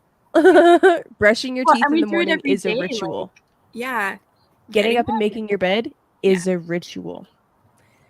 Cleaning your crystals is a ritual. It's just like giving gratitude for being. For food. Yeah. Or for being. All of the above. Bonfires. Ooh, nice. That's fun. Dude, I was reading about some solstice celebrations from around the world, and I learned about one where they the men will do it first, and they'll jump over the fire 3 times. So forward, backwards, and forward again. And then the fire will burn down a little bit, and the next group will do it, and then the women will do it, and then the elderly will like walk through the hot embers, the ash, or whatever the fuck. Like they'll all take turns going forward and backwards over the fire, and then they do it with they like drive the cattle through the hot ashes as well, and like burn sticks and shit. It's really cool. It's a Finnish tradition. I thought it was from that area. Anyway, what's really cool about the 3 is the sun stands still for 3 days at solstice as we are changing directions. So I thought that was really interesting. I was like, oh, solar standstill, 3 days, 3 jumps. Anyway, it's really neat. I love it. Can you imagine if like the Globox tribe had a meetup in the real world and we got our little soldiers on some coals? It'd be like total peer pressure to do it, but like I would. That's sweet, actually. I love this because you got to make room for new art. and you know, I don't know. I've got your art is bomb, by the way. Like, thank you. I've got some like nice happy art, and then I've got some really fucking dark shit involving mirrors too. I've got some really dark shit, and sometimes I'm like, oh, I really just want to burn it. But then I'm like, but this is an important part of me. Well, it served a purpose. Literally, it's when the sun stands still. The 3-day electric slide. Yep. Why do you think we used a crab, eh?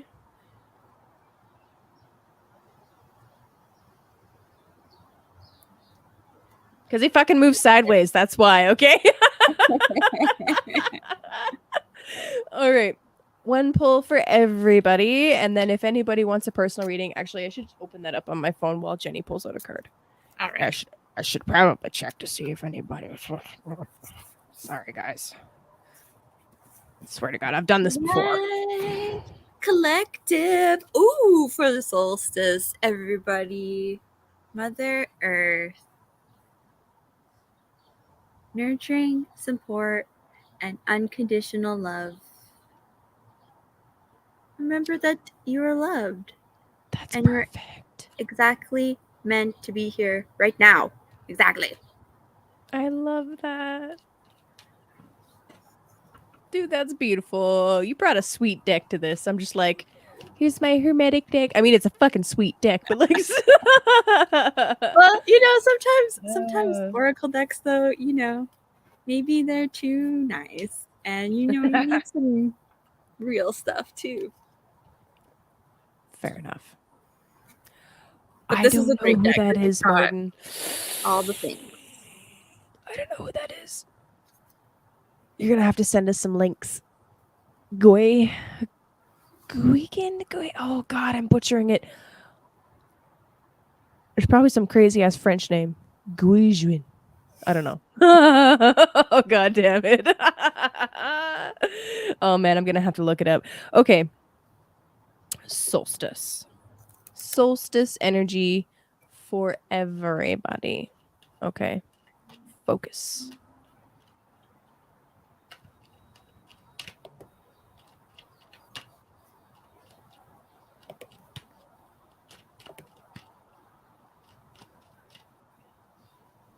My left ear just started ringing. Weird. Okay. Fucking hilarious. This is a Cancer card. So we got the Queen of Cups. She actually came out upside down, though. Am I holding my... Yeah, okay. So this is interesting. This makes me think about the fact that Cancer is symbolized by the crab, right? So it's soft on the inside with a hard exterior shell. So I would ask, where are you hardened and where do you need to soften up? Where do you need better boundaries? Where are you being overbearing? Or where are you not nurturing yourself enough? So it's a couple ways to look at it, a couple things to think about there. Gosh, oh god, I'm so sorry. So anyway, these are things that you can think about. If you are searching for love outside of yourself, it could be that you need to give that love to yourself, right? That's a big one. And Cancer season, these are deep waters, okay, my friends. Scorpio is deep, yes. Cancer is the motherfucking ocean, all right? We are all connected in one way or another. Often we pick up other people's emotions, especially if we've got some heavy Cancer placements, right? We pick up the vibes on from people. Go again. Thank you, Martin. Thanks, buddy. I'm like, oh, God help. Anyway, we pick up other people's vibes. That's the nature of being an empathic being, right? So just, make sure that if you are picking up a lot of other people's vibes, that you're working on your own internal boundaries. You can do this lots of different ways. I like actually picturing mirrors. Speaking of mirror symbolism, I like picturing mirrors that face the other person. And just this little visual cue can help me like separate self from other on an energetic level. And if the other person is like maybe projecting or like, just putting out some bad vibes, it helps them like see it in a gentle way. Sometimes, not always, but it helps them be like, oh, okay, this person isn't actually reflecting back to me what I want. So I'm going to go over here with my energetics and still find somebody else that will. So, yeah. But underneath, okay. I'm like, no, I need to, that's not good enough. Underneath, we got the Two of Wands. And yes, Chance, I got you. Ooh, I want to do like a, after you're done that one, I'm going to do a sacred geometric one. Yeah. Okay. So Two of Wands. This is very beautiful, fantastic energy. First deacon of Aries. This is quite literally about, wow, dude. Okay, I gotta share this. Some astro. I'm gonna nerd out on astrology for just a moment here. While we're coming into the sun ingress into Cancer, okay, beginning of Cancer season, sun at 0 degrees Cancer. The moon, which rules Cancer, is in the sign of Aries.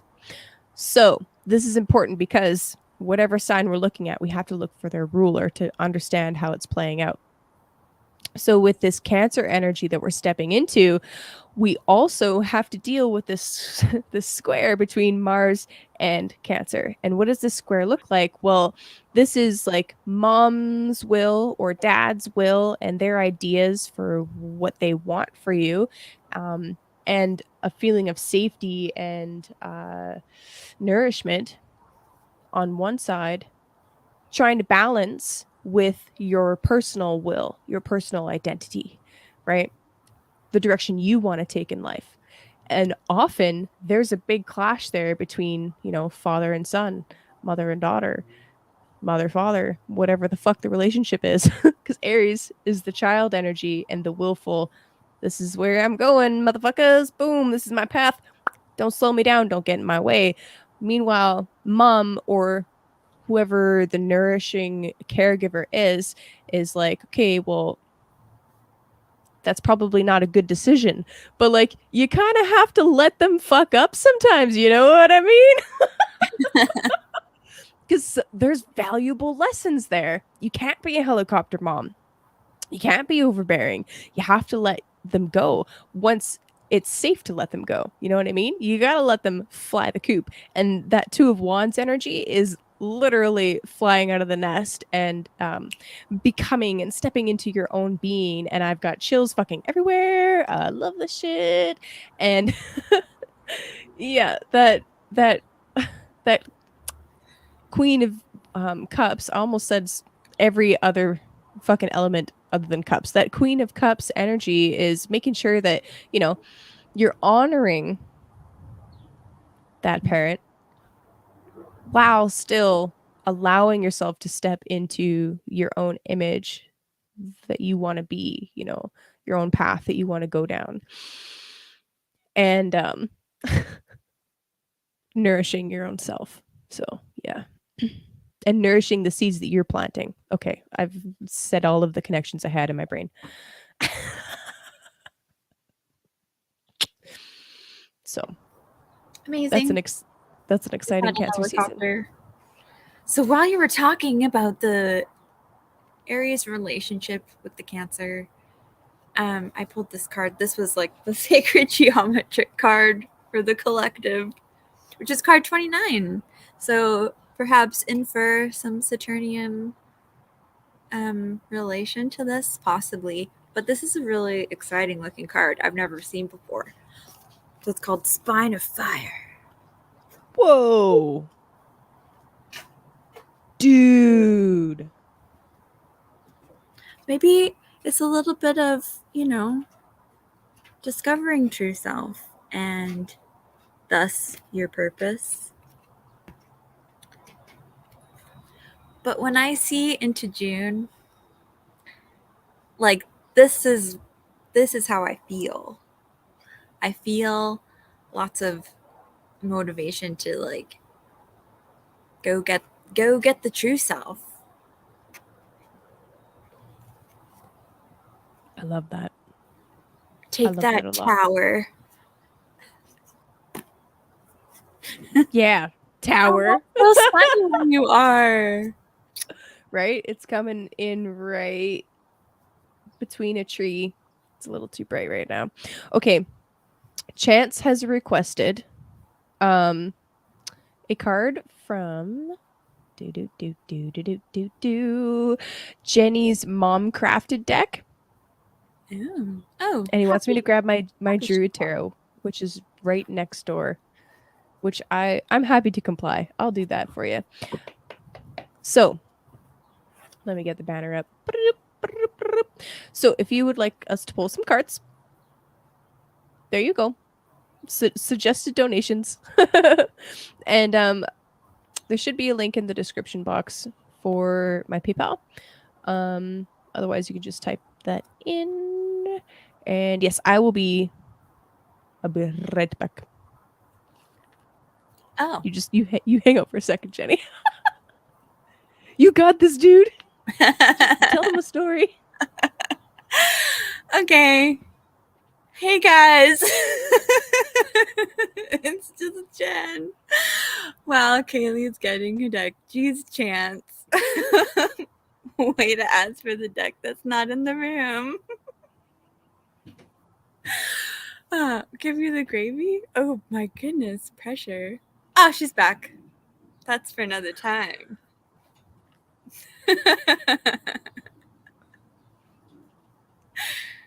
Give us the gravy. What kind of gravy you talking about, Chance? Okay. That was fun.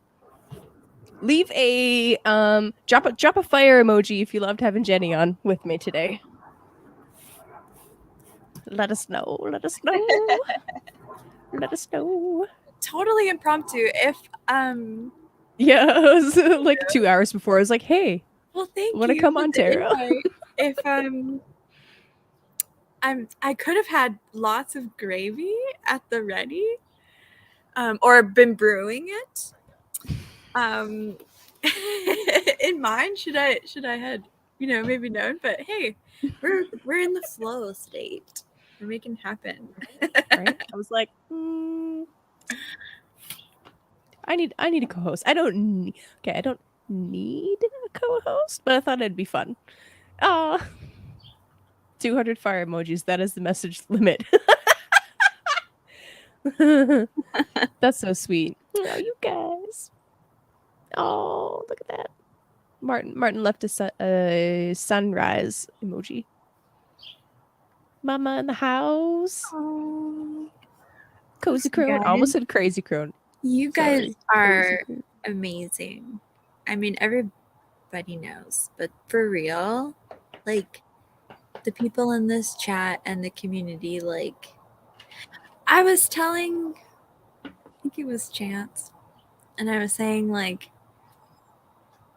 is it weird to have like such full heart feels, for people you've never met? No. Like when I saw, the realization came, and this has always been in me, but it just like really hit me when I saw this like notification for Joshua to be on Benjamin Balderson with Rachel, and I was like, yes, this is gonna be so good. And then it was just like, I mean, the chat or the community is ongoing. We can always, like, literally, like, I talk to you guys every day. Like, there's some people in my life I don't do that. So it's really special what we have, and it would be so magical if we could all manifest into the real, I think, That'd be with so each other, fun. Be so right? much fun. That'd be fun. I I gotta think get it my would passport. happen. Oh, they'll never let me out of this country. Oh shit. Okay. All right. Out of Chance. Mom Deck, 2 came out. Oh, okay, you go first. So the first one was this very kind of interesting card, and it's called the Underworld, and it's inner work, reclaiming power, shadow work. And then, but, the second card, which, obviously relates, dynamic transformation, the metamorphosis of going inward. Which is great because, it's so beautiful outside. You can go meditate by a tree and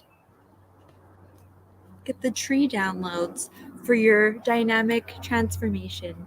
Beautiful butterfly. Golden cookie. Okay, Chance. I have a suspicion about why you wanted me to get a different deck. Because this deck is supposed to be less serious, but you didn't get any less serious cards, motherfucker. So, oh yeah, he wants to see the Heather Brewster Oh, art. sorry.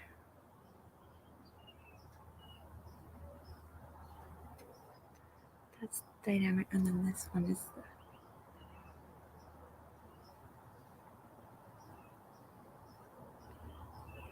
While you hug Cthulhu. Oh yeah, right? He's your homeboy. That's the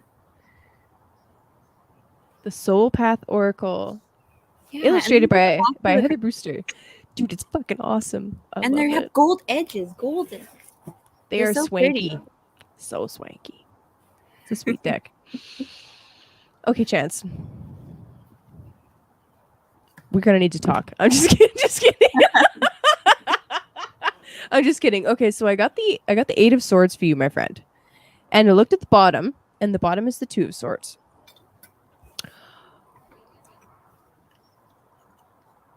This is a very hush-hush energy. What the fuck is going on that you are not talking about? Not talking about, not telling people about, holding something in. I don't know. Buddy. Something to do with cookies. I don't know. Just kidding. Just kidding. Very interesting. So yeah, the 8 of Swords, there's a few situations where the 8 of Swords can come out, okay? To me, the 8 of Swords has this energy of either learning to do something new, and you know how when you're learning how to like say, for example, I don't know, like set boundaries or just do anything new, the art of conversation, just for example, because it's an easy one for me to go to because I'm not very good at it. There's this like pendulum swing where you go too much in one direction and then too much in the other, and still a little bit too much in one direction, still a little bit too much in the other, and it slowly swings into the middle. That's the Eight of Swords energy to me. So there could be some kind of situation where you feel like you damned if you do, you damned if you don't, and you kind of have to just make a fucking decision. Go with some decision. And you can't use your logical mind for this one. You have to base it off of intuition. You could even if you have never done the sway test or muscle testing like that before, why don't you try that? I don't know. Test it out. But when you do come to a decision and you do like, figure out what the fuck's going on for yourself, don't tell anybody right away. Keep it to yourself. Keep that energy to yourself until it has fully brewed. You know what I mean? That's what I got for you.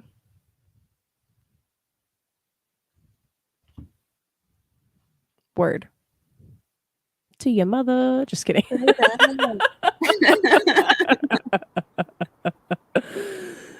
I love it. Cool. So yeah, if anybody else wants Jen or and or both. Yeah. Love you too, buddy. But yeah, if anybody else wants us to pull a card, feel free. I won't bite, I promise.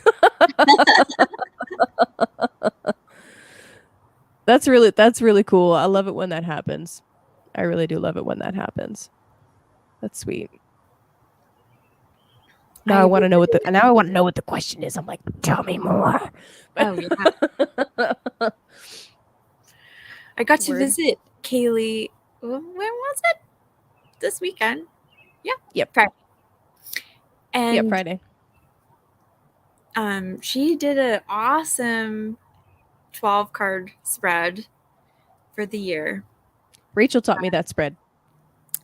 It's awesome. I love it. And it was with a really beautiful deck. And the coolest part was that it started on my birthday. But just how the cards went out, it was just super, super amazing and really, really powerful. Like, I'm really excited after that spread for my year, and I've been looking at the calendar on just cool new book stuff to plan. That's really fun. Yeah. Did you write down like which card on each calendar month? No, but I should do that. I just have my notes because she started reading and it was so much good insights and clarifications, and I was like, wait. I need notes. So I'm glad that I did. Yeah. It was super cool. That was fun. Yeah, I used a deck that I don't normally pull out for Monday readings. I've only pulled it out maybe once or twice on my channel ever. It's the Zen Osho Tarot. So it's Buddhist themed, and it's pretty fucking cool, actually. I really like that deck. But yeah, dude, you can that was lots of fun, and it was an honor to do that for you. But yeah, you guys, banner going along the bottom, 1 card for $10, and you can send it to my PayPal. Yep. As soon as I see it in my email, we can do that. But yep. But yeah, exactly. You might get an extra. It happens. They're talkative. Yep, they are talkative. Yeah, it's really beautiful. Has some really beautiful art. And you know what? It's really interesting when you get a deck, and you're looking through the book at what their meanings for the cards are, because I like doing that, and then improvising from there based on other things that I've learned. But it's really interesting. Some of the descriptions of the cards I totally agree with what they're saying, and some of them I'm like, I've got some caveats about that. But it's still a gorgeous deck, and it's interesting what they do with the elements. So cups is water, right? Wands is fire. Um, air are clouds, and then earth is rainbows. It's kind of neat. It's interesting how they did that, and it's a little bit difficult to like, until you've worked with it a bit, to see like this card is the knight of wands or the knight of fire or whatever, and I kept having to go back into the book. Like I haven't worked with it enough to work with it comfortably on stream.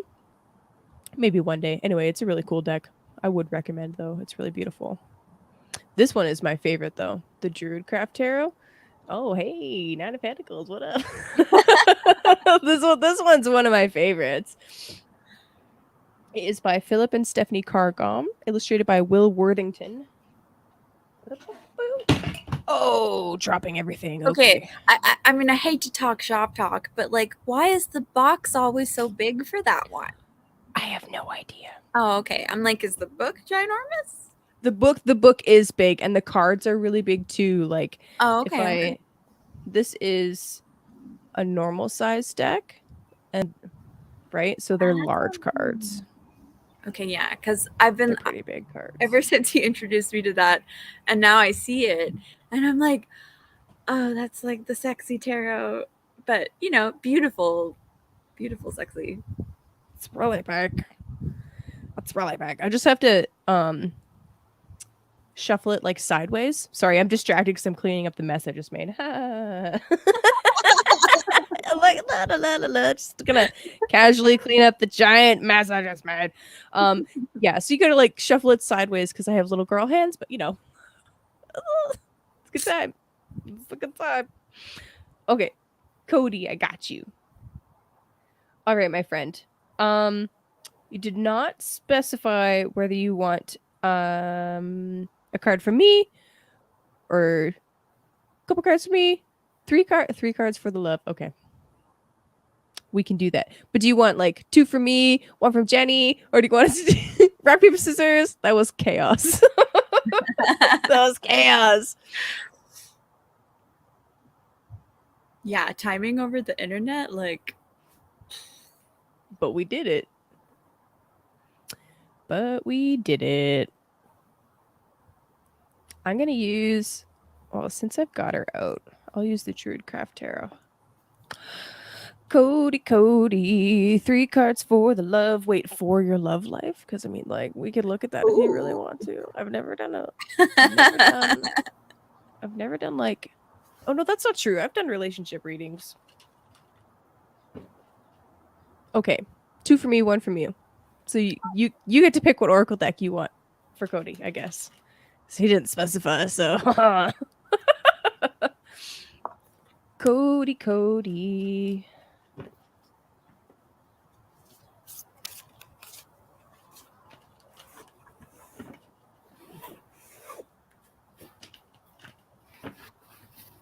Yes, like this is how I have to shuffle this deck. Like this. Okay, I can't do it like that. Never mind. Goofing off on stream.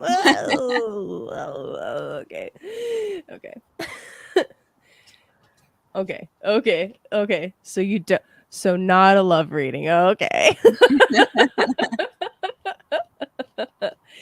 Oh.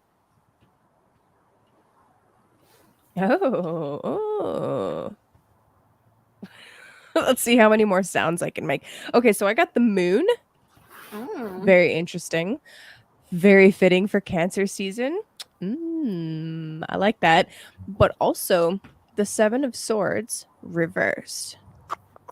So here's the 7 of Swords. In reverse with the moon. Very secretive. Very secretive. There's hidden things happening. Okay. whether it's hidden things on your side or hidden things on somebody else's side, whoever it is that you're dealing with and interacting the most with at this time. The 7, though, since it's in reverse, this is about using your intuition, as indicated by the moon card, tapping into, just an inner knowing that something is trying to be like put by you. You know what I mean? So like, this is someone trying to get away with something and you figure it out and call them on their bullshit.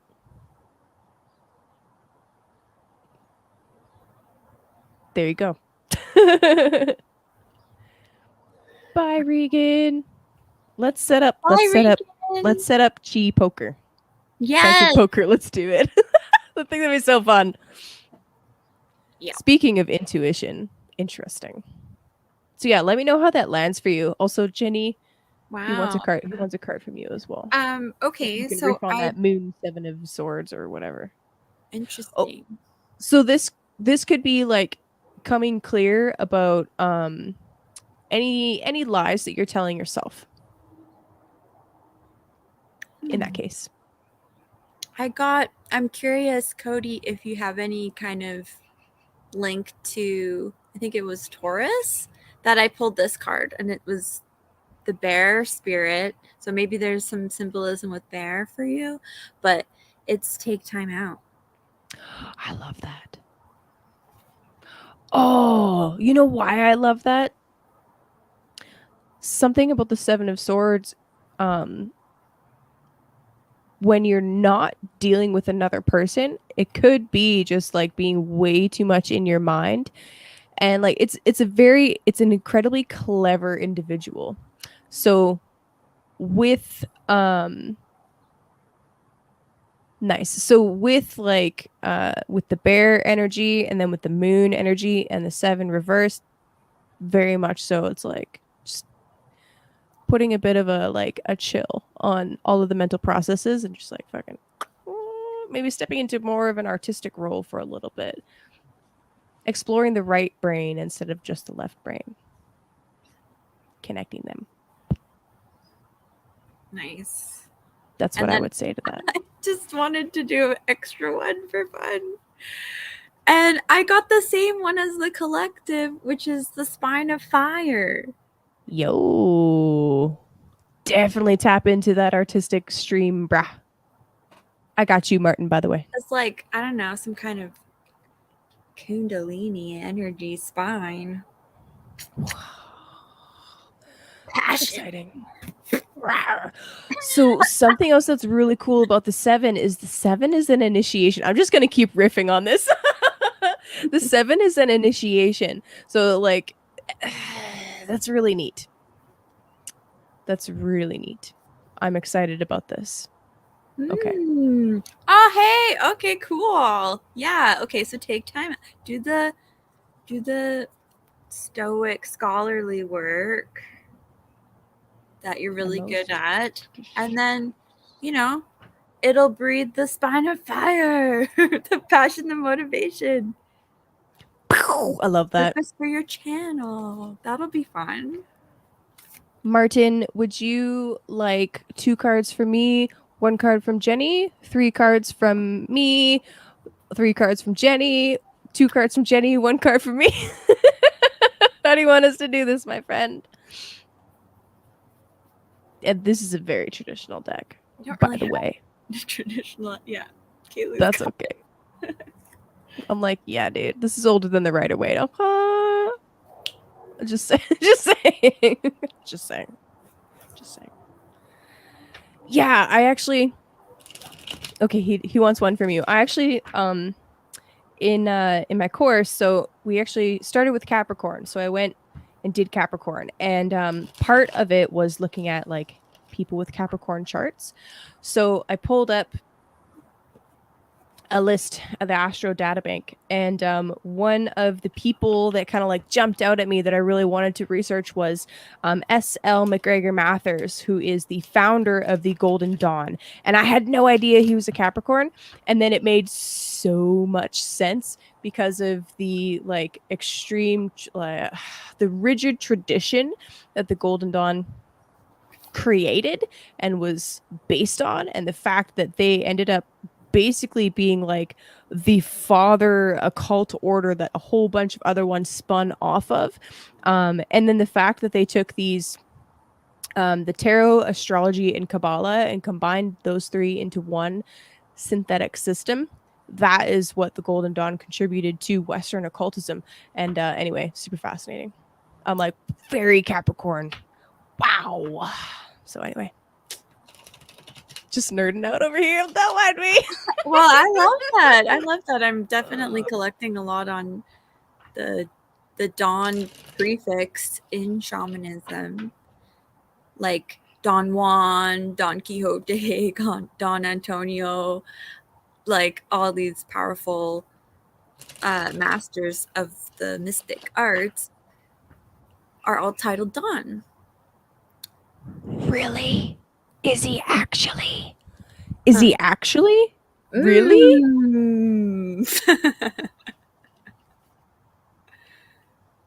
Oh, that's cool. I'm thinking about getting the Thoth deck toast. Toth. I think there are 1,000 ways to pronounce it.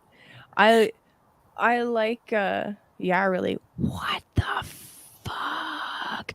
Yo, Chance just blew my mind. The Thoth deck is absolutely gorgeous. Okay. 2 cards for Martin. Focus. Focus. Vomit on a sweater already. Mom spaghetti. God damn it, Eminem.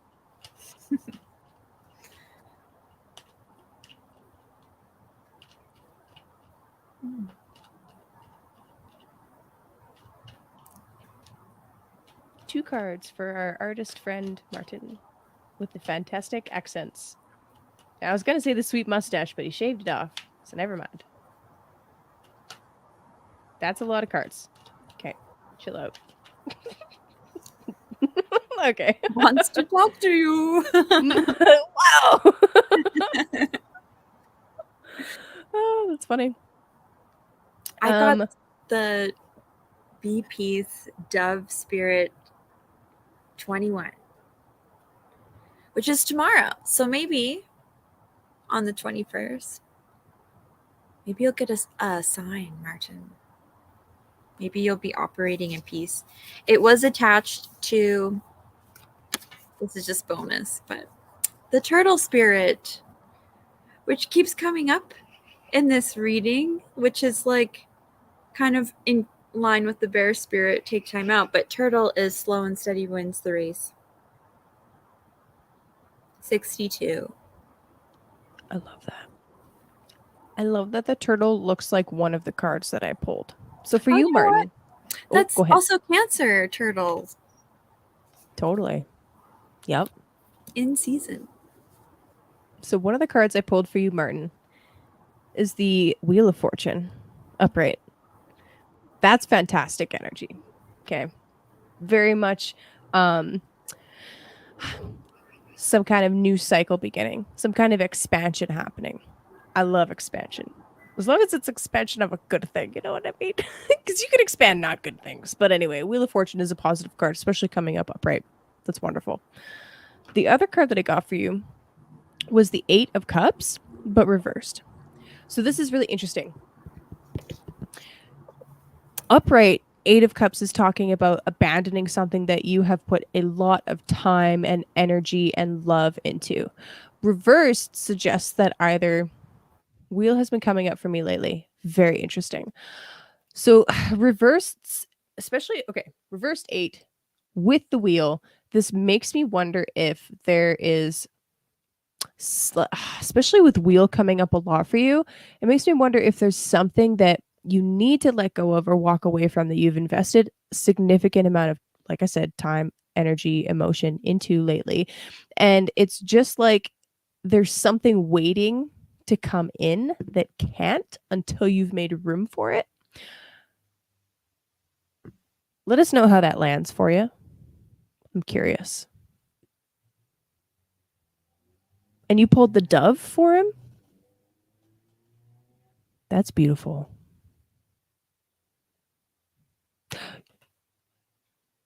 Jenny, that's crazy. That's crazy. I say that because my uncle's name is Don, and my cousin's middle name is Don. Just list out like that. I'm like, wow, that's crazy. Interesting. Yeah. Makes sense. Okay. Yeah. So I don't know. Maybe just contemplate what is it that you have been like meaning to let go of or get rid of and you just haven't yet, or been putting off and procrastinating on, and then you know, make that room so that Jupiter can bless you. I mean, Jupiter in Aries is like a new cycle beginning for everybody. So you have every planet has a return, right? You have your solar return on your birthday, you have a lunar return every month, you have a Saturn return every 28 to 30 years, you have a Jupiter return every 12 years. Jupiter moving into Aries is similar to a new Jupiter cycle. So with Jupiter in Aries, this wheel card, I'm not surprised that it's coming up. It's coming up for several people. And it's Jupiter wants to bring you blessings, but it can't if there's too much shit in the way. So interesting.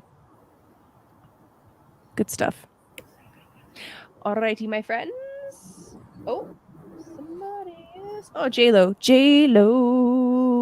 Oh, okay. JLo wants one card from you, one card from me. Any deck we want. You're so Ooh. sweet, JLo.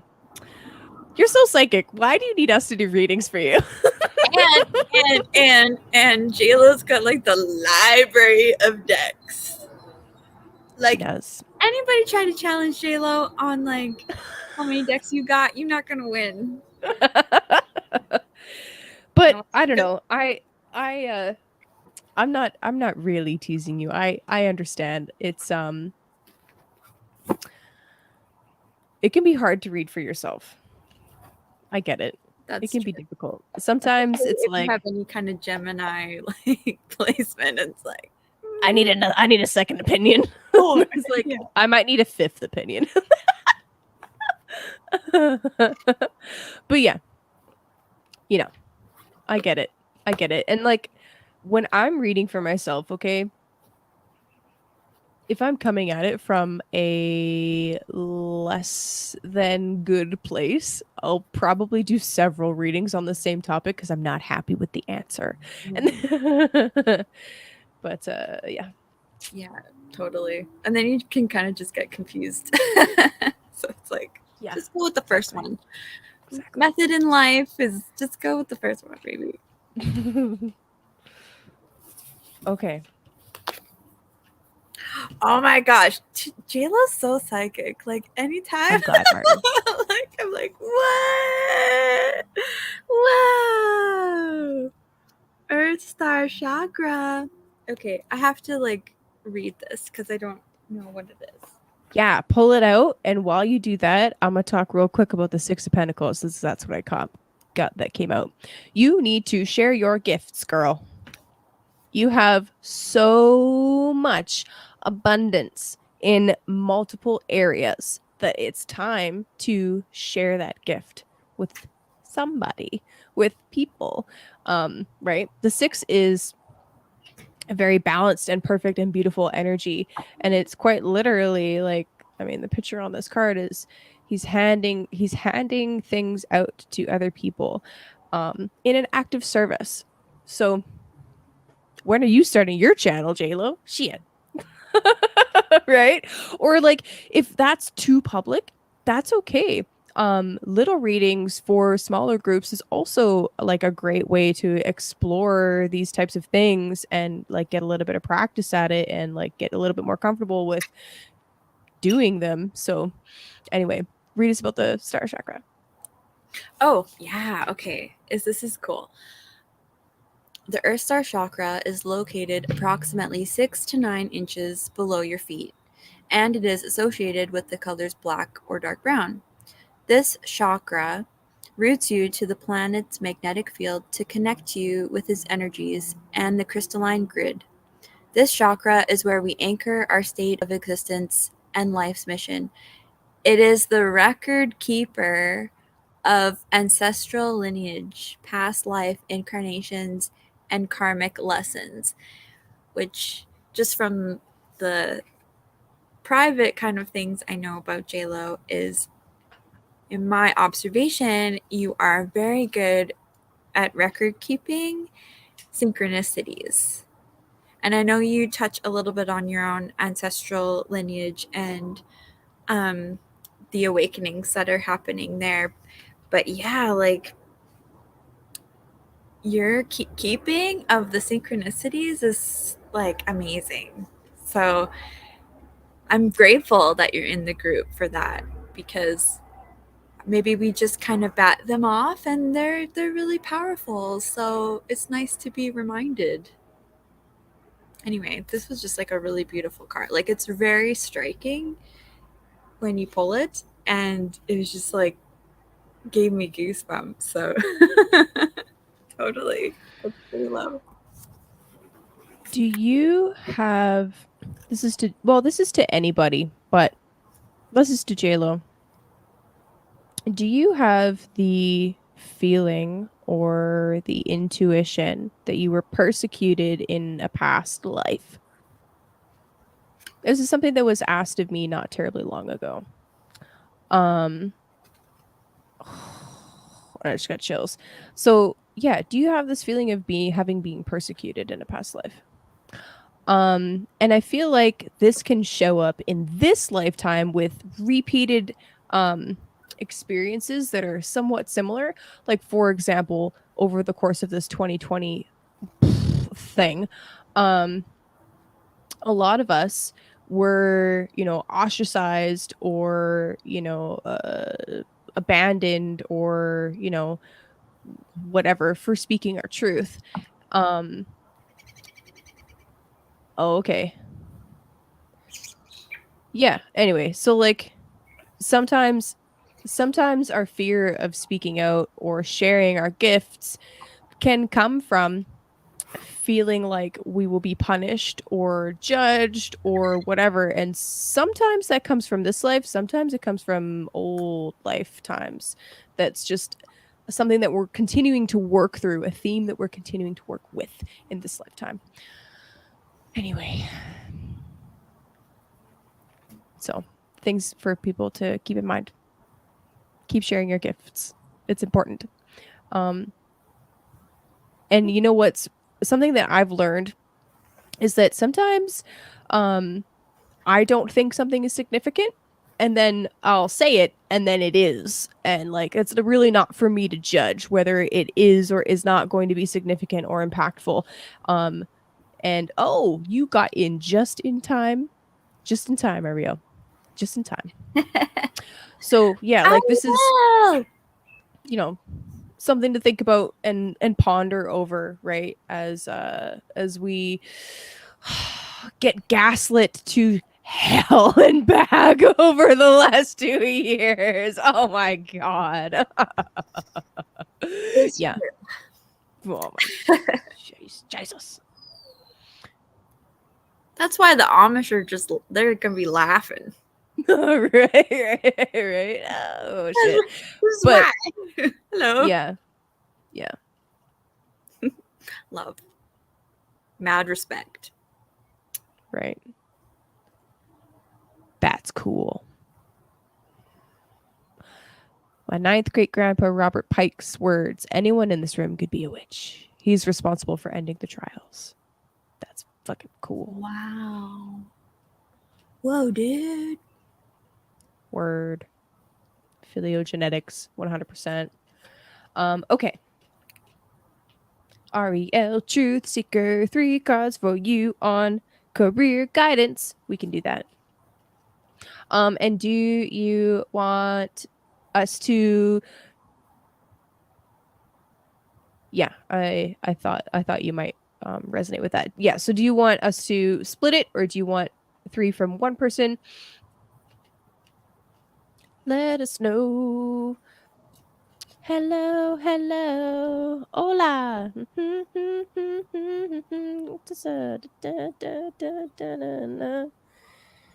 Give me something.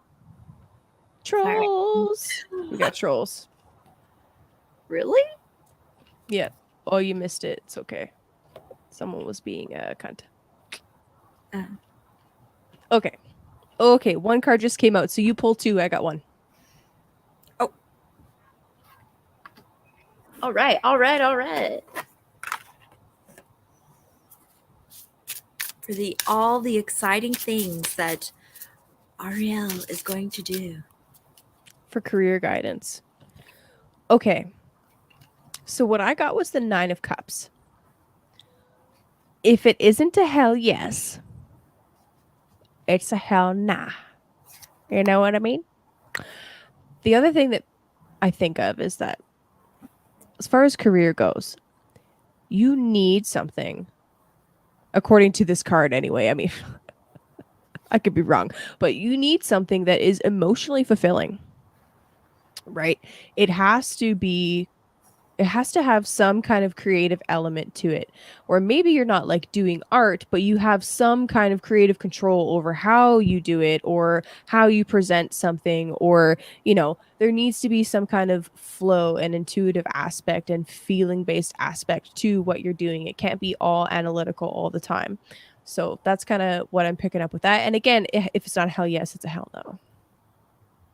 Okay, what you got? I don't really know what you do for work, Ariel, but that doesn't matter. Okay, because I got two cards, and the first one is Shaman Healer.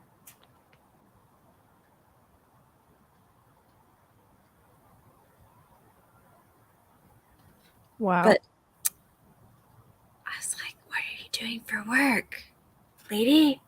Is this what you want to be doing? Is this what you should be doing? No pressure, but is this what is calling to you? That's kind of exciting. And then Peaceful Warrior.